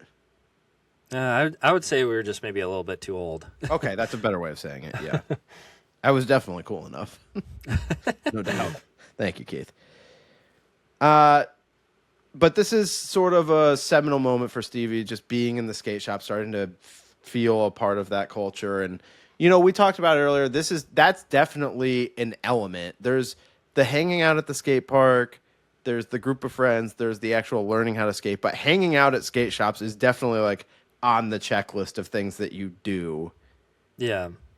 If you're part of the skateboarding society. Yeah. We only had a skate shop in our town for a little while, but I mean, it was a cool place to hang out and stuff. And I definitely remember like having that feeling of being the little kid in the skate shop. And like, I remember my mom brought us to this, it was called Idiom in Corning. And then they also sold skateboards in that, the like ski and snowboard shop for a while too. Oh yeah. But I do remember going there and buying a board and just being like the little kid there. And it was like, similar to the feeling you get like watching this, like seeing Stevie go into the skate shop for the first time. He's like a little intimidated, you know, and he thinks the older kids are really cool, and they do a really good job in the movie of like capturing that feeling, I think. So since I was a tangential player in the skateboarding universe, I never really had much of this experience. I did go to a skate shop in Massachusetts, like my first run. Now, when I was with you, I was not around when there was a shop in Corning. Now Did the you next ever go town, to Holden? Did you know Holden owned a shop in Elmira for a while? Not only did I know that he owned it, I mean, I have like merch from when he closed. Like I have a sticker. The Ali Emporium, right? Yeah, I mean, I have on my guitar case down here, I have stickers from his shop. Like it was post closing, but I would hang out at his apartment and he would just have boxes of stuff. Yeah. And right before he moved to New York City, I mean, I don't know, I got like some. It was a skateboarding T-shirt, but it was like a Mike Tyson Punch Out or the Mike Tyson video game. Like they did like that, a picture of that. I can't remember which skateboard, brand it was, but I think I still have that shirt somewhere. And yeah, I mean, there's definitely just random skateboarding stickers that are on my guitar case that I got from him that would have been sold at the Ollie Emporium had it Yeah, I lasted. only ever went to that shop a couple times. I didn't even really know Holden that much until got a little bit older. But Well, before that, there was Concrete Walls too, which I think was yeah, that was somewhat- in Elmira too. But he didn't own that. It was some No. other guy. But I do think that I mean I never went there, but I think people hung out there, Yeah. No, you're right. Yeah, yeah. which is like I said, not a part of it that I was ever experiencing, but I do. That is, it's on the punch list of things that you do if you're a skateboarder. There's a skate shop that you hang out at, and they have events from time to time. So we see Stevie. Maybe I would have struggled with this coming of age moment, Keith, but he's taking down his Ninja Turtles posters and hanging up skateboarding posters. Yeah, I was gonna say I really like his room pre and post. Yeah. Change It was here. I couldn't have this hard of a transition. I couldn't go from Ninja Turtles to skateboarding. I'm like, but can't we have like Ninja Turtles too? I mean, If I could find those Ninja Turtles sheets and pillow covers, I'd buy them now. yeah. We do get an early montage of Stevie like trying to skate in his driveway. This basically looks like me at my best. This is also very accurate. This is how everybody who skateboards starts. You just are in your driveway or in the road out in front of your house and being really bad, and it's accurate. Absolutely. Yeah, you got to start somewhere. I mean, it's tough. Even when I was like able to do a few things, I mean, you can really bite it in skateboarding. I mean, I did the, like they say in Scott Pilgrim, I did a grindy thing on the rail. No, I just Like a 50-50? I just did like a board slide on a curb that I, waxed it up. I waxed it up. I did a board slide on a curb and waxed it up. Board went flying out from under me. I went flying up in the air, landed on my hip on the thing, and it's like, I mean, it's a rough. It's not an easy thing to do. Like, Yeah. It can be pretty painful. And I mean, hockey players are kind of known for taking like pretty horrific injuries and like just get back up and keep going. I kind of feel like skateboarding has the same yeah. attitude. I mean, that's a big part of this movie too. Is in the director commentary, Jonah Hill kind of like talks about this a lot, about how Stevie has this like social currency with the kids at the skate shop, because early on he kind of shows them that he can take a beating, like he can fall and get hurt and like not cry and stop. Yeah, right. Like there's a scene that we'll probably get to shortly where he falls down a roof gap, like must be like 10 feet, and cracks his head open and he's like fine. Awful. Yeah. I But mean, that's just part of skateboarding though. Like it teaches you perseverance. And something that I wanted to say about this movie too was just how like you can tell how sentimental Jonah Hill feels just for like skateboarding in general, by the way the movie is like, it's not romanticizing like crazy tricks or anything. It's romanticizing like the feeling you get when Stevie lands his first ollie in his driveway. And that's I think what separates this movie from a lot of other movies, like skateboarding movies like Grind. You're right. Or like I think that's just like part of why I like this movie so much, and probably a lot of other like people who skateboard like this movie too. No, and I do think that captures something, and I can even relate to it like beyond skateboarding. I mean, yeah, I was like pretty stoked when I like learned how to ollie and it actually like worked and I wasn't like falling on my face. Like definitely had like a euphoric moment with that. But even like I mean, I have a very fond memory of going and playing music with Travis Ryder in his garage like for the very first time. And it was just like, I don't know, a random night and we just played some songs. But it was like so fun. Like it was an early memory of like playing music with someone and like it's a different experience than you just playing by yourself. And that's why I think this movie can work for you, even if you're not like into skateboarding, because that's just like a thing that I wouldn't say it's like universal, but there are a lot of different like things that are similar to that feeling. Like you're saying, like getting good at playing guitar, Yeah. or learning how to play your first like riff or something is like probably a similar feeling to landing your first ollie or your first kickflip. So the gang's like starting to come together, and we're meeting the other characters, and there's definitely like a ranking of the group. So let's start with the core four before Stevie like makes his way in. So I the lowest tier is Ruben, who I guess he's the second youngest after Stevie. It seems like he's It the appears young that one. way, yeah. And then there's the third person on the tiers is fourth grade, who's the Yeah. kid from North Hollywood. And then it's FS, and then is it Ray is the main? Yeah. Like he's definitely like the leader and like the best skater. Yeah. But him and FS are both like really good, Yeah. but they just have two different philosophies. Like Ray takes it a little more seriously, and FS is kind of just like, I'm not about trying hard. I kind of just do this for fun. Absolutely. So you alluded to this. So they're all starting to skate together.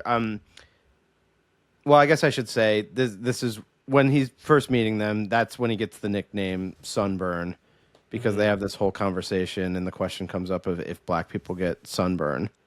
Yeah. And they ask Stevie what he thinks about that, and his answer is just, "What's a black person?" or whatever. And Yeah. that just makes them laugh, and they decide that out of all that, somehow Sunburn is going to stick as his nickname. Yeah. I mean, this is what I was talking about when I was like, it's probably hard for, maybe a younger audience to hear some of the dialogue when the kids are all just hanging out at the skate shop. But it does ring true of people who he's a young kid who doesn't know anything. Yeah, that's true. And Jonah Hill in the audio commentary did say that he felt like this moment was important to kind of show how like close and tight knit this group of friends is, and how it usually is with skateboarders as kids. How like race and like like your socioeconomical status like doesn't really mean much. It's just like you guys are so close and tight knit that you can joke about stuff like race and stuff like that. And listen, as an outsider to that stuff, I totally agree that is like how it is. Yeah, like if you're really tight with somebody of a different race, like I feel like it's okay to like joke about stuff like that with them, But even like in the skateboard culture specifically, I do feel like a lot of groups are kind of like that. Yeah, no, for sure. So they all go skating together, and you hit on it, and they do this roof gap. Now, for those of you at home who aren't part of the skateboarding culture, like, I claim to be, there's a lot of terminology that comes with it. And Keith and I was never really in the space, but I learned enough about it to be able to, I can hang with the language. I can hang with the dialect required. But for those of you who can't or who don't know, the concept of a gap is basically just anything that you can jump over. Pretty much. Yeah. I mean, if you see the pavement end somewhere and there's grass or maybe a body of water or just a gap like of nothing, and then cement on the other side of whatever's in the middle, that's all just considered a gap. Yeah. Typically a gap is like going down too. Like you start up higher and land down lower. But if we're about to talk about the roof gap, that's not the case. For practicality. Yeah. No, there is a little downhill with the roof gap. I guess a little bit, yeah. They all are doing a trick over it or whatever, but I mean, they're on a roof of a building. I mean, this was like scary to me. There are spots like this. They might have filmed this actually at one of the famous spots that you would see in a skate video from the 90s or 2000s.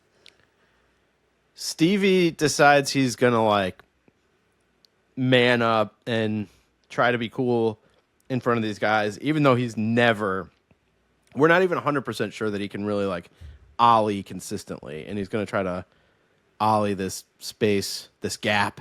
Yeah. And Ray has a good reaction to it because he's like, no, you're not going fast enough because he's going too slow, and then he just bites it. I mean, he just goes between the gap, and you like falls like 10 feet down. Yeah, there is a picnic table underneath which breaks his fall, or I guess maybe it protects him from just landing on the straight pavement. And I was like, did they put that there, or was I don't know if they put that there like just in case or what, because you don't get like a shot of it, but.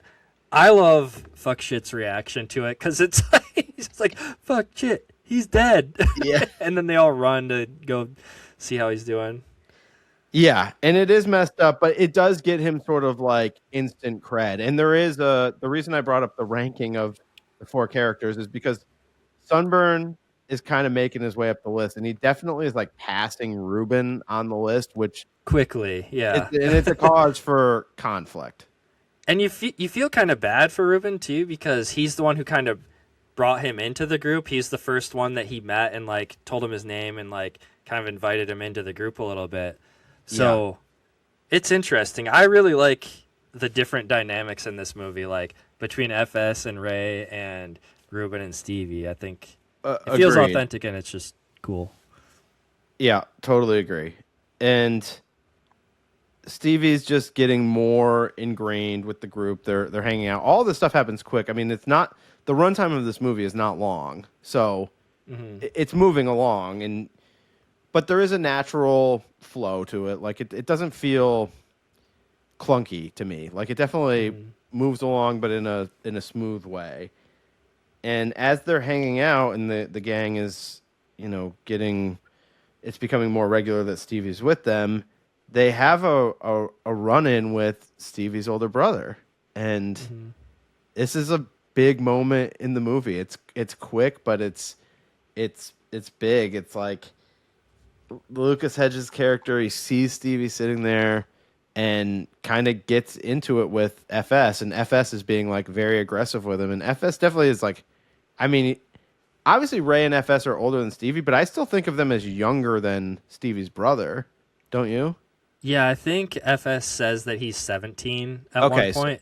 So they're like right around the same age. But Stevie's brother like works out and stuff, and he like has muscles, and he like looks like he looks like if they were to actually get into a physical fight, like he probably would win. But then it's like a whole psychological element of how FS is like aggressive. Yeah. And he basically gets like completely punked by him. Like FS is just like, yeah, what are you gonna do?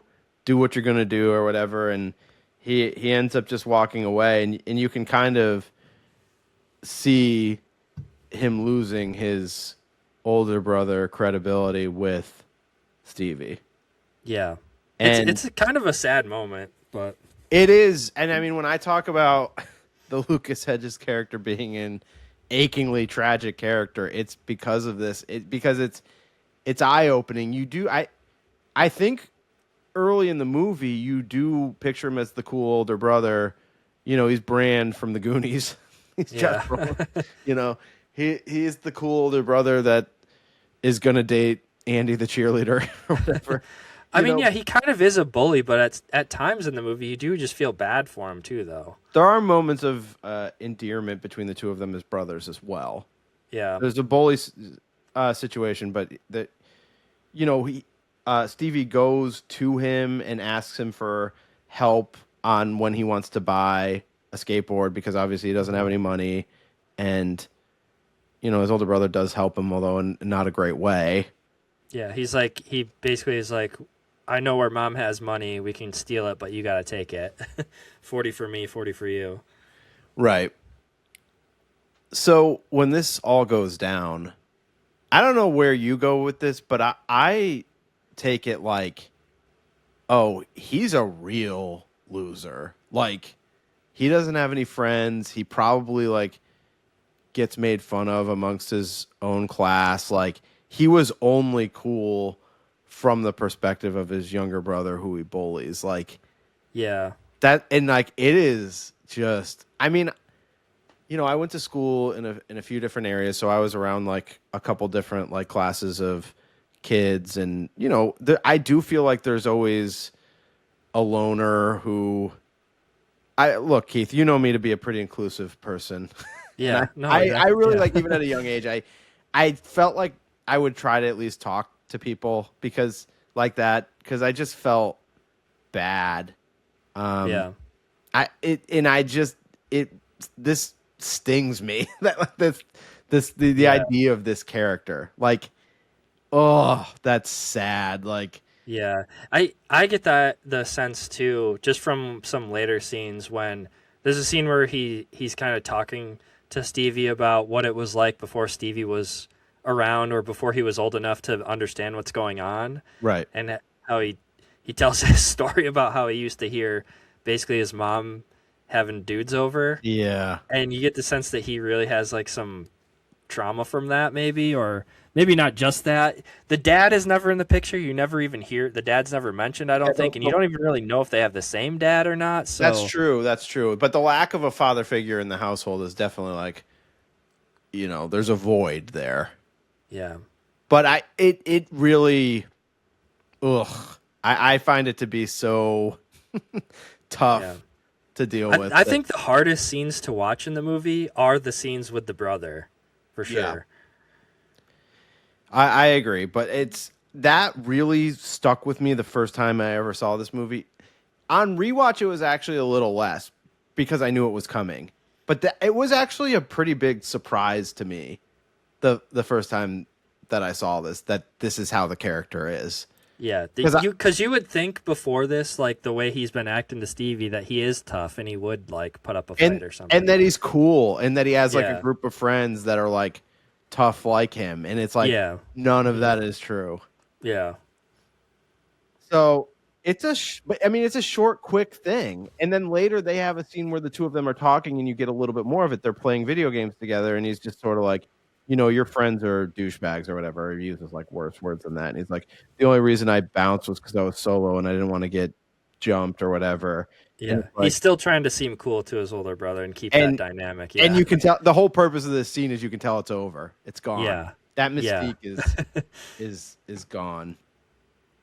So I don't know. There's some other things that happen. I tried to keep it pretty quick in terms of like the plot points that we'd hit on. The next thing I wrote down is when they're at the party with the girls, and you hit on this earlier. Alexa Demi from Euphoria is one of the girls, and basically, I mean, some of this does ring kind of true. I don't know, like when there was like the young kid in a group of kids and like was unexpectedly like at a party, I do sort of feel like the girls would be into that. Like, yeah, when we were younger, I don't know. It's kind of did seem like something would happen. Now I don't know if they would take it as far as she does, but it doesn't. That did not like strike me as odd. That sort of felt like not out of the realm of possibilities. Yeah, yeah, just like of being a young kid in middle school and high school and go in your first experiences with parties, and there was always like one of older these girls who are like, "Oh, he's cute." Look at yeah, him, little right. guy. Like that stuff would happen. Now, while the party's going on, Nirvana Unplugged is like playing in the background, which that definitely. Yeah, I love how how this scene is edited. If we're thinking about the same one, where it's like it's the camera is stationary, like showing the kitchen with like all the or the dining area or whatever with all the kids like hanging out or whatever. Yeah, and like on each like major beat, it just cuts to like the same shot but in a different moment, and visually it looks really cool. Yeah. The song that's playing is "Where Did You Sleep Last Night," originally by Leadbelly, but it's the Nirvana Unplugged live cover, which was a song I was like very much into. Like that definitely like got me like into the whole Nirvana Unplugged. I do have that record downstairs because it's just such a classic. Like it was such a big moment in the 90s, Nirvana doing that Unplugged thing. So that showing up in this movie is just so appropriate for the vibe for the time period and everything. There's a lot of good music in this movie, like Misfits and the Pixies. Well, one thing that I didn't remember, and I didn't make a note about this or anything, but it jumped out to me when watching it this time, that Trent Reznor and Atticus Ross did like original score for it too. Yeah, and it's cool. Like it's a cool original score. Like it's not used that much. But when they do have the moments of the original score, it is like really The only word that comes to mind is neat, which is like a Yeah. word. It to reminds describe. me a lot of the score that they did in The Social Network, actually. Yeah, It's just very subdued and chill and like not aggressive or in your face. And you're right, they use it in the best moments, I think. totally. And that jumped out to me. I did not remember that they did that they did the score for this, because you mostly don't think of the score because it's not that present and not that in your face. But when there's moments of score, Yeah. it's good. It's solid. So yes, Stevie has his first sexual experience with a older girl, and then it kind of like cuts to him. He stands up to his brother. They have like a little bit of an altercation.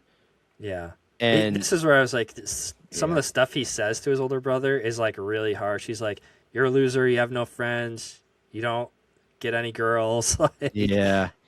And now he's cooler than his brother, like by like Yeah. 1,000,000%.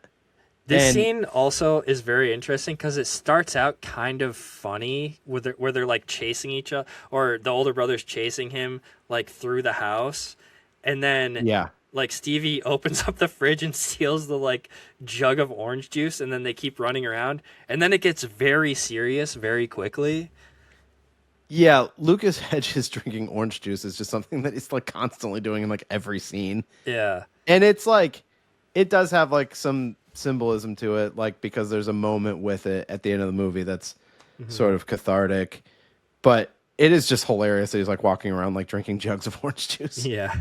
But yeah, he kind of breaks down and starts crying like after this, emotional beatdown from his little brother. Well, it's right after he punches his little brother a couple times, and I think that's the moment when he finally realizes he's like, "Well, I fucked up. Like I should not have hit my little brother like that." And maybe he's Yeah. right. Maybe I am a loser. And then it kind of cuts to Stevie trying to strangle himself with a video game controller cord. Yeah, there's a couple scenes like this, like the scene where when he takes the money from his mom's dresser drawer. There's also a very weird scene where he takes his pants off. Yeah. And he rubs like her hairbrush on his leg. It's like he feels so guilty about it or something. So He's that's like why he does punishing it. himself, I guess. Yeah. He's like punishing himself for stealing the money. This one's obviously not that. Like I think he's just like so traumatized about what happened with his brother that. Yeah, and it's also coming off of him having this like weird sexual experience too. Like, Yeah. I think it's a lot. It's Yeah. a lot.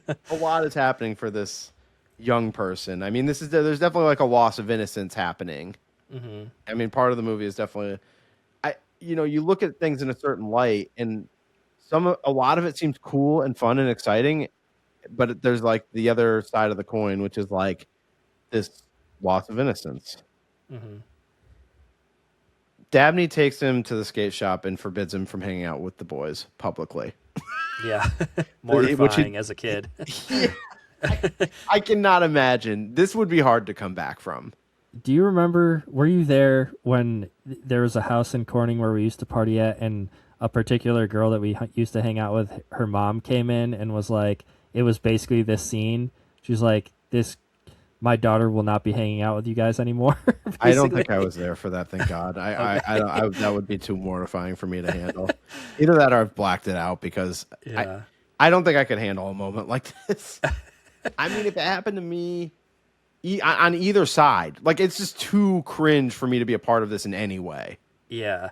I mean, it makes sense though. I'm sure this stuff happens all the time where like your parents don't want. I mean, I kind of my dad never did this to me, but he was not happy about like me being part of like skateboarding in general. Like he was like the kind of dad who was like, I want you to play sports and not do skateboarding stuff. Yeah. But He was like Vince Vaughn from North Hollywood. yeah, pretty much. Yeah. He was like, Keith, you're going to work with me, and we're gonna You're cut gonna some get a 2x4s. job. You're gonna go to school, or you're gonna come work construction. That's right. So then he kind of flips out on Dabney, and maybe rightfully so. And she's like, sort of apologetic. I don't think she really understood how much she was like embarrassing him. Yeah, his performance here too is like pretty good. I mean, he gets right in her face, and he's like yelling and screaming and stuff. And Oh yeah, there's definitely a grit to the performances throughout this. I mean, I buy everyone in this movie. So then we have like a Ray and Stevie random like one-on-one hang. And Ray is definitely like the cool older brother type. yeah, he's like the good influence on the whole group, I think. Yeah. He's had some bad stuff happen to him. He knows that Stevie's mortified by what happened with his mom, and he kind of gives him like a perspective reality check where he's like, look, man, you think you have it so bad, but Ruben, I can't remember what he says about Ruben, but that when he's talking about fourth grade, he's like, he can't even buy socks. He's so poor. Yeah. Yeah, I mean, he's basically just like, nobody's life is perfect. Everybody has some shit going on that sucks in their life. So Yeah. He lost, Ray like, lost. don't be a little bitch. He's just trying to comfort him, though. Yeah, no, it's totally like, it's like not tough love at all. He's basically like, it's like wisdom. Yeah, yeah. He's dropping some wisdom on him. And I think he's really good, too, because he's actually a professional skateboarder, also, like, not trained, but his name is Nikel Smith, I think. Yeah. Nikel Smith, yeah. And I think he does a pretty good job, too. Oh, I totally agree.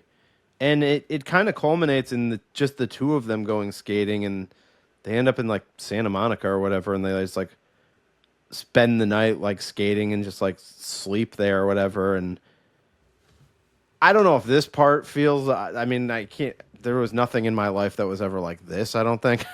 Yeah. I mean, I definitely always wanted to go home, but you know, I probably had a little bit better of a home life than any of these people. I mean, it's maybe that's what this scene speaks to a little bit, where it's just like Stevie's home life isn't horrible. It's not like scary, but it's definitely not great either. I mean, his brother's a bully. His mom is sort of like bringing guys to the house like randomly. Yeah. And they're definitely not like staying in the picture. And everyone in this group, like, it just doesn't seem like the home life situation is super great. So we're kind of building up to what is like the climax of the movie. I know you said you have had a decent amount of notes on this, so please, if there's something you wanted to hit on that I blew past, feel free to jump in, because I'm basically leading us now to the party outside the skate shop. Yeah. I mean, I guess the only thing that maybe we've blown past that I would have mentioned is we're talking a lot about a lot of very serious stuff, and this movie is for the most part played like a drama, but there's some really funny moments too. Like there's Definitely. And a lot of the skateboarding stuff is cool too. It's not, like I said earlier, it's not just like you'd call it like trick porn, like just showing cool tricks and stuff. It's filmed in like a real way. But the one scene that I did want to talk about, I don't remember where exactly it happens, but where they jump the fence for the first time and they're skating.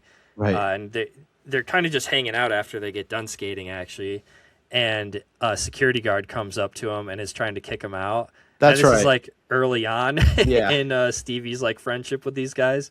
And I just think the interaction is really funny, where like the security guard is trying to kick him out, but he's on the other side of the fence, and all the kids are just talking shit to him, and like the way they talk shit is just really funny. It is funny. I definitely was like never this type of kid. If any authority figure showed up, rent a cop or not, I was like listening or running from them. Like, yeah. I mean, I had been kicked out of spots for like this exact reason as a kid, and none of my friends were like talking shit to the cops or anybody. We were all just like, if we ever got kicked out, we're just like, all right, see ya, and then we just go. Well, that is a big part of the whole skateboard culture as well, that like you are going to get kicked out of places. That's just the part. Yeah. That is a part of it. That you're going to go try to, because there's a lot of good skateboarding opportunities in like public places or private property that's not that wasn't intended to be used for skateboarding. You're like, oh, look at this rail thing. So I guess I just say that to say, if for some reason you're listening to this podcast and you haven't seen the movie, it's not 100% like doom and gloom, drab, serious drama. There's some fun stuff too. Absolutely. And I think the vibe actually overall feels more fun than not. Yeah. It's a good balance of serious and fun. It's just, for me, the stuff that is serious, some of it really strikes me at my core. Like the Lucas Hedges character, I'm just like, oh my gosh, that is so sad. Like, oh. I mean, it's impressive too, like you said in the intro, like that you just wouldn't expect this kind of movie from Jonah Hill, the guy from Superbad, you know? Yeah. Especially as his first movie, but it works. I'm surprised he hasn't done more movies, actually, because this, you know, almost 10 years ago now, this movie came out. So I alluded to it earlier. FS is like carrying around a 40 and like getting hammered. Ray is like trying to hang with the pros at this party, and they're like kind of throwing an arm around him, and they think he's cool and like he maybe is getting his opportunity. Which, by the way, this is like exactly the plot of North Hollywood. I was gonna say this is like a very common plot point in skateboarding movies where it's like a kid who's really good and he's trying to like make it. And he's like having these first early interactions with people who can help him get to where he wants to get, and somebody in his crew like making him look bad. It's just a common thing that happens in skateboarding movies. Yeah, it is the big plot of North Hollywood as well. Yeah, but FS is just like drunk and being an idiot, and he does embarrass Ray in front of the pros. And Ruben is just also deciding that this is the day that he's finally just going to give it to Stevie. And they're like getting into it, and they get into a fight that has to get separated. The party's like wrapping up. Everyone is in a bad mood. Yeah. And FS is so drunk, and he's like, "Hey, those girls want to party again. Like, let's go to the party." And Ray's like, "No, what are you doing?" Like, and there's definitely this moment of everyone knows that they shouldn't get in the car with FS, but it's basically like their only option. Yeah. Like no one else has a car. They do take buses in the movie, but the reason that they take the bus in the movie to the first party is because FS's car got taken away from him or something. Right. So it just seems like, and look, in a pre-Uber world. Yeah. I mean, and look, we lived in that space too. I mean, we definitely were like, of the age where we didn't have like a ton of public transport. We didn't have Uber or anything. So it's like, you could get stranded places. Like if one of your friends like was not able to drive. So it's like, all right, well, I guess we just have to get in the car. And FS is just still, talking a bunch of crap while he's driving and everything. And I mean, it all leads to a car accident, and it's very tense, the build up to it, right? He's doing kind of one of the best. I would say one of the best shot and directed like car accident scenes like this, because like you can tell the whole time that something bad's gonna happen. Like definitely the volume at which you hear cars driving by the other direction, horns honking. And I really like the choice that they made to not actually show the crash, to just kind of show the aftermath. It's like you get a flash on fourth grade. Yeah.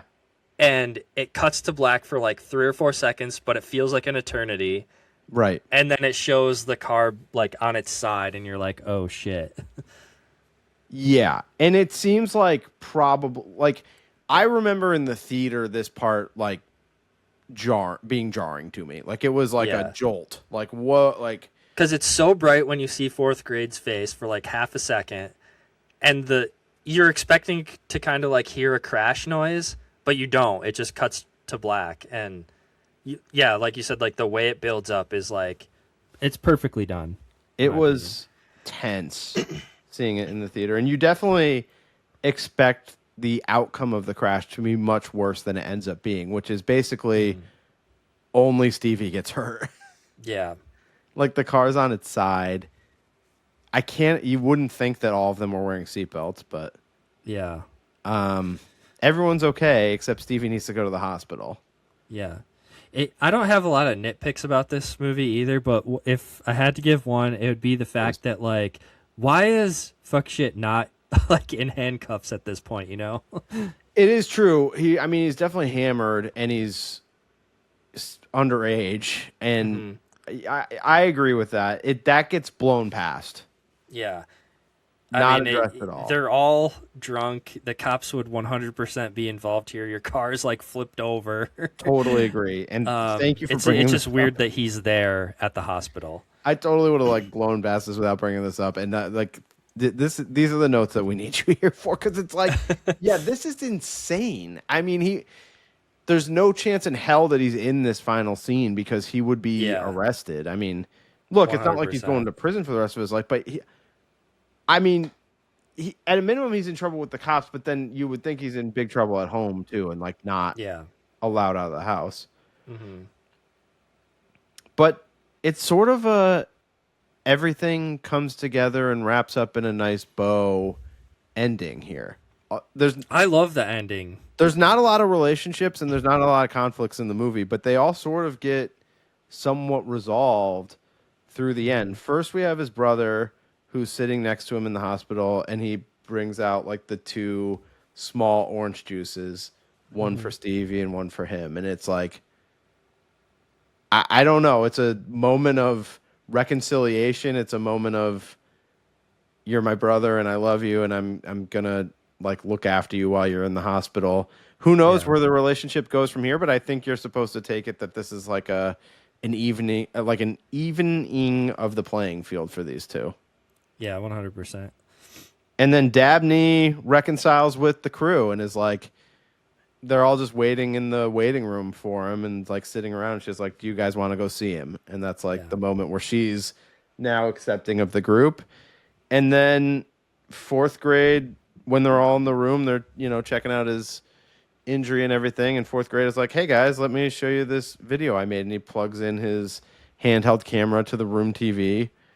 And that's the way the movie ends is we watch the 4th grade, his skate video that he made of the crew. And it definitely, it's certainly not as good as Keep on Pushing, but it's cool though. It shows a lot of them just like hanging out and stuff. And I love the graphic, where it just says Mid90s too. And they're like, that's where the name of the movie comes from. Yeah. And it sort of feels like there'd be more, but there's not. And it's okay. Yeah, I love the fact that this movie is only like an hour and 20 minutes. Yeah. Like I told you before we started recording, I actually watched this like 3 times in the last couple days just because I wanted to watch with the audio commentary and take some notes. So, well, other than like some of the material being heavy, it is like an easy watch. Yeah, it moves quick and definitely. Yeah. Anything else on Mid90s? No, I think we pretty well covered it. I really like this movie. I think it's a 5-star movie for me, but I totally understand why, some people would maybe judge it a little bit harsher, but I feel like I have like a somewhat a personal connection to it, just having grown up skateboarding. So yeah, I gave it a 4.5, so I'm like right up there too. Yeah. But yeah, and props to Jonah Hill. I wish he would make more movies like this. Well, it sounds like I think he's directed something else that's coming out this year, and I saw it's got Keanu Reeves in it, right? Yeah, and I don't know how many people have seen this, but like the early Letterboxd score was like not good. Oh, really? Yeah. So, yeah, it's called Outcome. I just looked it up. Outcome. Yeah. And I feel like maybe some of the people from, I don't know how many people have seen this, but it's listed on Letterboxd as being 84 minutes and has a 2.2. Well, if this movie sucks and Jonah Hill doesn't do much more as directing, I think it's kind of evidence of directors do their best work when it's something personal, and you can definitely tell that this movie is very personal to him. Yeah, absolutely. And even if this was even if Mid90s ends up being like a one and done in terms of like good movies from him, it's still really cool like that he was able to like kind of branch out from how people viewed him and make something that I don't think people would have expected him to make, myself included, and it be as good as I think this is. Yeah. As far as skateboarding movies go, this is probably my favorite. Like, yeah, I like to grind a lot too, but that's just like kind of goofy, stupid, similar to like Out Cold and yeah. I mean, there's a handful of other ones. Street Dreams was really bad, if, but fun. If we're talking like all, is extreme sports too lame of a term to use? Yeah. Yeah. What's the word for all? Like if you Like want to Vin Diesel Triple X. yeah, if you want to consider any like X game type, BMX movies, rollerblading movies. yeah, all things considered, I mean, Brink is still a heavy favorite for me too. Soul skating, baby. Yeah. It's Team Pup and Suds. North Hollywood is actually pretty good too, but I would still rank this above it, I would say. Yeah. So do you want to wrap this up and come back with a quick homework? Yeah, let's do it. Okay, Matt, it's time to talk about homework, and I asked you to watch another skateboarding movie. Keep it on brand for this episode. So what did you think of North Hollywood? Well, it's definitely a companion piece to Mid90s, which I think we've already hit on a while. Yeah. The dude fourth grade from Mid90s is the lead character. Yeah, his name is Ryder McLaughlin. He is definitely like, it's the same type of idea. He wants to go pro skating. I mean, it's like the same idea as the Ray character from Mid90s, where he wants to go pro skating. He's kind of starting to hang out with some of the dudes that are pro. He's like leaving behind his friends. He has a whole struggle with his dad, who's played by Vince Vaughn. Although it's not my favorite Vince Vaughn performance. Sort of a little weird in this role, I feel like. He's sort of had a weird time adjusting. Now, granted, I remember him as a serious actor before all the comedy stuff, but I feel like he sort of had a weird time adjusting to his like post-comedy career. Yeah, I think Old School was my introduction to him, and I just have always seen him as that guy. So it was super weird seeing him as like one of the leads in, wasn't it the second season of True Detective? True Detective. And I didn't think he was particularly strong in it. Yeah, it didn't fit for me or didn't work for me. I know he was in the Psycho remake, wasn't he? Yeah, and I saw that as a kid, and I thought he was good. And I also remember him as a kid being in Jurassic Park: The Lost World. Yeah, I think he's good at being intense, and I think he's good. There's some good scenes with him, just like being the dad who's trying to get his son to, fit into this mold that he wants, I guess. But I would agree. Probably not his best performance. There's sort of a weird polished look to this movie too, which is such a stark contrast to Mid90s. Some scenes even feel kind of Scorsese-esque. Like there's the scene at the, what is it, like a drive-in like hot dog shop or something that they're at, or a Shake Shack type place where there's like swooping through the groups of kids and stuff, which I thought was cool. And that dude that plays Fez in Euphoria is like so weird in this movie because he's like friends with the pros, but he's like really kind of deranged and messed up. And yeah, he originally has a like decent relationship with the main kid, but then they get into this like big fight. And yeah, doesn't he brings him to a place to buy drugs or something, and it's a bad scene? Yeah. And that dude is just, it's sort of tragic because he died in real life. Like, yeah. He was one of my favorite characters in Euphoria. Yeah, for sure. Me too. And, now it's coming back, obviously, and he's not a part of it since he's no longer with us. But I don't know. He definitely could play a certain type of character, and he played that type of character well, including Euphoria and North Hollywood. He's definitely like less likable in North Hollywood, but I think there's some crossover between. It is sad. He did seem like he had talent, and he could have gone places with that talent, but unfortunately he's not here, like you said. Yeah. So, I mean, look, I liked North Hollywood. I didn't love it. I had a good time with it. There's definitely some thoughts in it. I mean, so there's kind of some Ghost World stuff where it's like he's, wanting to hang on to his life and not really wanting to move on to what might follow after he graduates high school. But his main thing though is he does want to pursue being a professional skateboarder, and he just doesn't really have like the support for it. Also, weird random moment, and it was so weird that this happened because I was just thinking about it recently. Like Gillian Jacobs just has that like one scene with him where she's like, who's Gillian Jacobs? She was from like Community. She was in a bunch of movies for a while, and then I was just like not really seeing her in anything. And I was like, what happened to her? And then she's just in this one scene in this movie. For years, before the Nicole Kidman AMC ad became such a thing, there used to be like a Coke commercial that would air at the theater before like other trailers started, and it was her, and she would, I always do this, like I still say it to Lindsay, because like there was a line in it where she'd be like, "You want to live in a yurt? Yurt it up," and she was someone that would be in a Coke commercial, and now I feel like she's just like, I don't know, like, where she's been, but she was. I recognize her. I looked her up. Yeah. I felt like if I talked about it long enough, you'd get to a place where you'd know who I was talking about. Isn't she in that show Love? Yes, she was on that too. That's what I remember her from. Yeah. Yeah.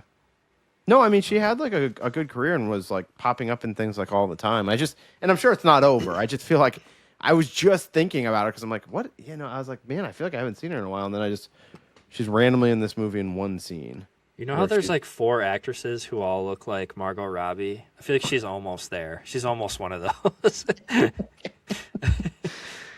Yeah. Well, I mean, look, that's not the worst class to be in. Yeah. But I do feel like this movie is almost even more a little bit kind of prohibitive to get into if you didn't grow up skateboarding. Like there's definitely more. The plot leans more heavily on, the kid trying to become pro. I guess maybe you could be into it if you're, there's other things that maybe if you were a kid and you wanted to be a rock star or something, and like maybe you could connect with it on that level. But I do like that him and his group of friends, and it's a plot point in the movie, that they wear the same shoes. I was like, oh, we should consider that. Like me, you, and Travis should just like wear the same shoes. yeah, we need bro shoes. So that everyone knows that we're in a gang together. But yeah, that's probably it for me in North Hollywood. I would definitely watch it again sometime, but I wasn't in love, but I was certainly as a companion piece to Mid90s. I mean, you almost have to watch it. Yeah, it's a good double feature. Yeah, if you're into that kind of stuff. Okay, so I assigned you a movie that when I first saw it, it shook me to my core. Yeah. American Honey. I mean, it's almost like we probably need to do this on another episode sometime because I didn't even rewatch it because it is like 2 hours and 40 minutes or whatever. Yeah. But I distinctly remember my first experience with it. So go ahead. Yeah. Very different experience watching this for me than watching Sid and Nancy. I told you it took me like 3 tries to get through Sid and Nancy. I put this movie on, American Honey, at like 10:30, and I was like, there's no way I'm going to get through this. I'm just going to watch like the first hour. And I got so sucked into it. I really liked this movie a lot, actually. I know it's really good, but much like the Lucas Hedges character, because this movie also has like a lot of gritty realism, naturalism to it. I mean, it almost feels like a documentary with Shia LaBeouf in it. Yeah. And I was thinking this might be my favorite, or maybe not my favorite, but I think one of his best performances I've seen. He's like so believable as this wandering kid, selling magazines and that's kind of being a dirtbag. This like life, I mean, just like the Lucas Hedges character, like these like kids like living this life was like so like just sad to me. Like just it was like scary to me. I was like, I feel like I've seen kids like this before and been like, I'm scared of these kids a little bit. I don't know why. Yeah. I know there's a part like late in the movie where they're like going to some like really nice house in like the suburbs, and it's just like a jarring juxtaposition. Like this, like you see like the 2 different lifestyles, and the main girl Star or whatever, at one point she's hanging out with those like super wealthy dudes, and it's like that is like frightening. Yeah, that scene I thought was very tense because they're like hanging out in a pool, and you're like, what's gonna happen? Are these guys gonna like take advantage of her or like what? And then when Shia shows back up, you're like, oh shit, like it's pretty intense. I mean, this movie really sat with me for days after I saw it.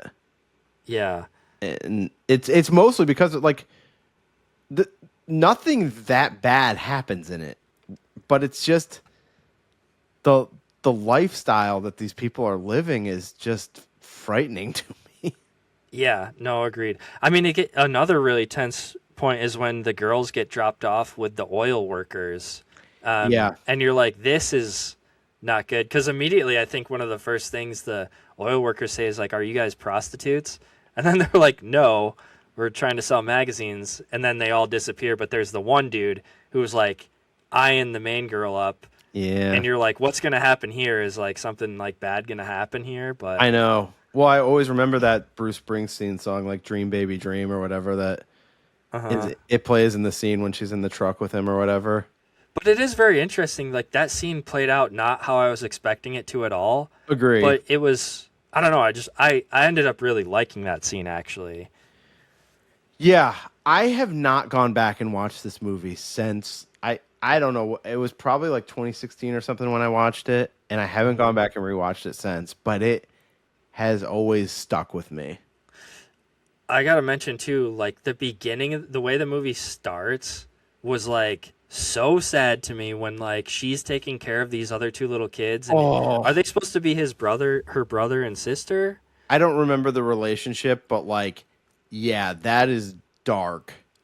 And the guy in the house is like groping her, and then she's like, when she sees this opportunity to like join these other misfit kids, she takes the two younger kids to like I'm assuming their biological mother, and the mom just being like, not even drunk, but just like out partying and being like, I don't want these kids is like the saddest thing I've ever seen in my life. Yes. It is just like a side of society that you're like reminded that it exists.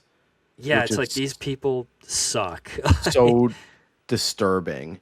Yeah. And then it's like you go on the road with these kids, and I mean, a lot of it seems like they're having their version of fun, you know, like Zach and I used to listen to like a lot of the rap songs from this movie because they all play them and know like all the words to like every song that they play. Yeah. And it, like they have fun in their own way, but it is just like there are dark moments with all them too, though. Like for sure, they have some ritual where it's like the loser has to get in a fight with somebody. Totally. It's like what? And yes. Like it was like a Bronson moment where the one kid who keeps pulling his dick out is like he's the one who has to fight somebody or something, or he like gets in a fight with a guy and he's butt naked, and it's like this is scary. I don't want to be in a situation like this. Yeah. This is like that moment in Mid90s when Ray's like, I know it seems bad, but your life's not that bad. Yeah, like you could be selling magazines with these kids. Anytime you've been like bummed about where you're at in life, it's like watch American Honey and be like, you know what, I'm not doing too bad. Yeah, yeah. So you liked it though, at least? I really liked it. Yeah. It was kind of hard to watch at times, but I was like just immediately sucked in. I can't even really explain why either. It was just, I don't know. It's something about it I was just really drawn to, I guess. It is one of those. It's like it's like watching a train wreck. Like you can't stop. Like, but I like how they made Shia's character kind of like mysterious, and I can't remember the actress that plays like the mother of them all, basically, Riley like the lady Keough or running. whatever. But there was a lot of interesting stuff with them, and yeah, I don't know, something about it I was really sucked into. Yeah, it's been on my list to assign to you forever, even though it's like I know it's not uplifting, but I do think it's like a little bit of a underseen gem. Like I do think it's a great movie, albeit one that I don't really want to watch. I will say too, I think it's interesting that I feel like a lot of people hold Shia LaBeouf in like very high regard as far as his acting abilities go. Yeah. Like, I think, or maybe it's just I've seen clips of him talking about himself being so good at acting or whatever. And I never really saw it with like a lot of his other movies and stuff, like Fury, he was all right in. And I don't even know, like a bunch of his other movies. I've just never really seen him as like an A-grade actor, you know? Yeah, I'm with you on that. But his performance in this, for whatever reason, I was like, holy shit, this is like... Yeah, this is probably my favorite. He should have been nominated, I feel like. This is probably my favorite of his, too. But I do agree with you on what you said, where it's almost like what they do with the character is more interesting, because it's like always tense and always sort of weird, and like you never know like what he's going to do, and that brings such a feeling to the movie. Yeah. And maybe it's the fact of like just how he's been in the news recently, and he seems to always pop up every like few years as doing something wild and crazy or whatever. Yeah. But it's interesting to think about though, because from his performance in this movie, you're like, he knows how to be a normal person, but he just chooses not to be. I don't know. I get it. I don't know. But Random thought I had. Probably not a way to go. Yeah, I mean, he was heavily. I told you that I watched that documentary on Criterion Channel about Francis Ford Coppola and making of Megalopolis. I mean, Shia LaBeouf is like a huge character in that documentary. Okay. So it's a little bit more insight, but I don't think anything that would shock you about him. Yeah. Anyways, yeah, I really liked it. I'm glad you assigned it to me because I probably wouldn't have taken the 3 hours to watch it. Yeah. Otherwise, It's definitely one that I feel like needs to be seen. yeah. So next time I'll assign you something more fun. All right. Does that do it for this episode? Please, let's bounce out of this. I feel like you always can never wait to get out of here. No, it's not that. Well, it is getting late, but also I just feel like this one. I don't mind a long episode, but I do feel like for the main crux of this episode being a movie that's 90 minutes long. Yeah. This episode went long. This is like 3 times the length of Mid90s. So yeah. We went on a lot of tangents, which is fine. But yeah, why don't you? All right. I was kind of just joking with you, but yeah. Okay. All Well, right. every joke has a little bit of reality in it, Keith. Okay, on that note, all right, thanks everybody for watching and listening. You can find us on YouTube at High Volume Video. Spotify is just Return to Videotech, and Instagram is also High Volume Video.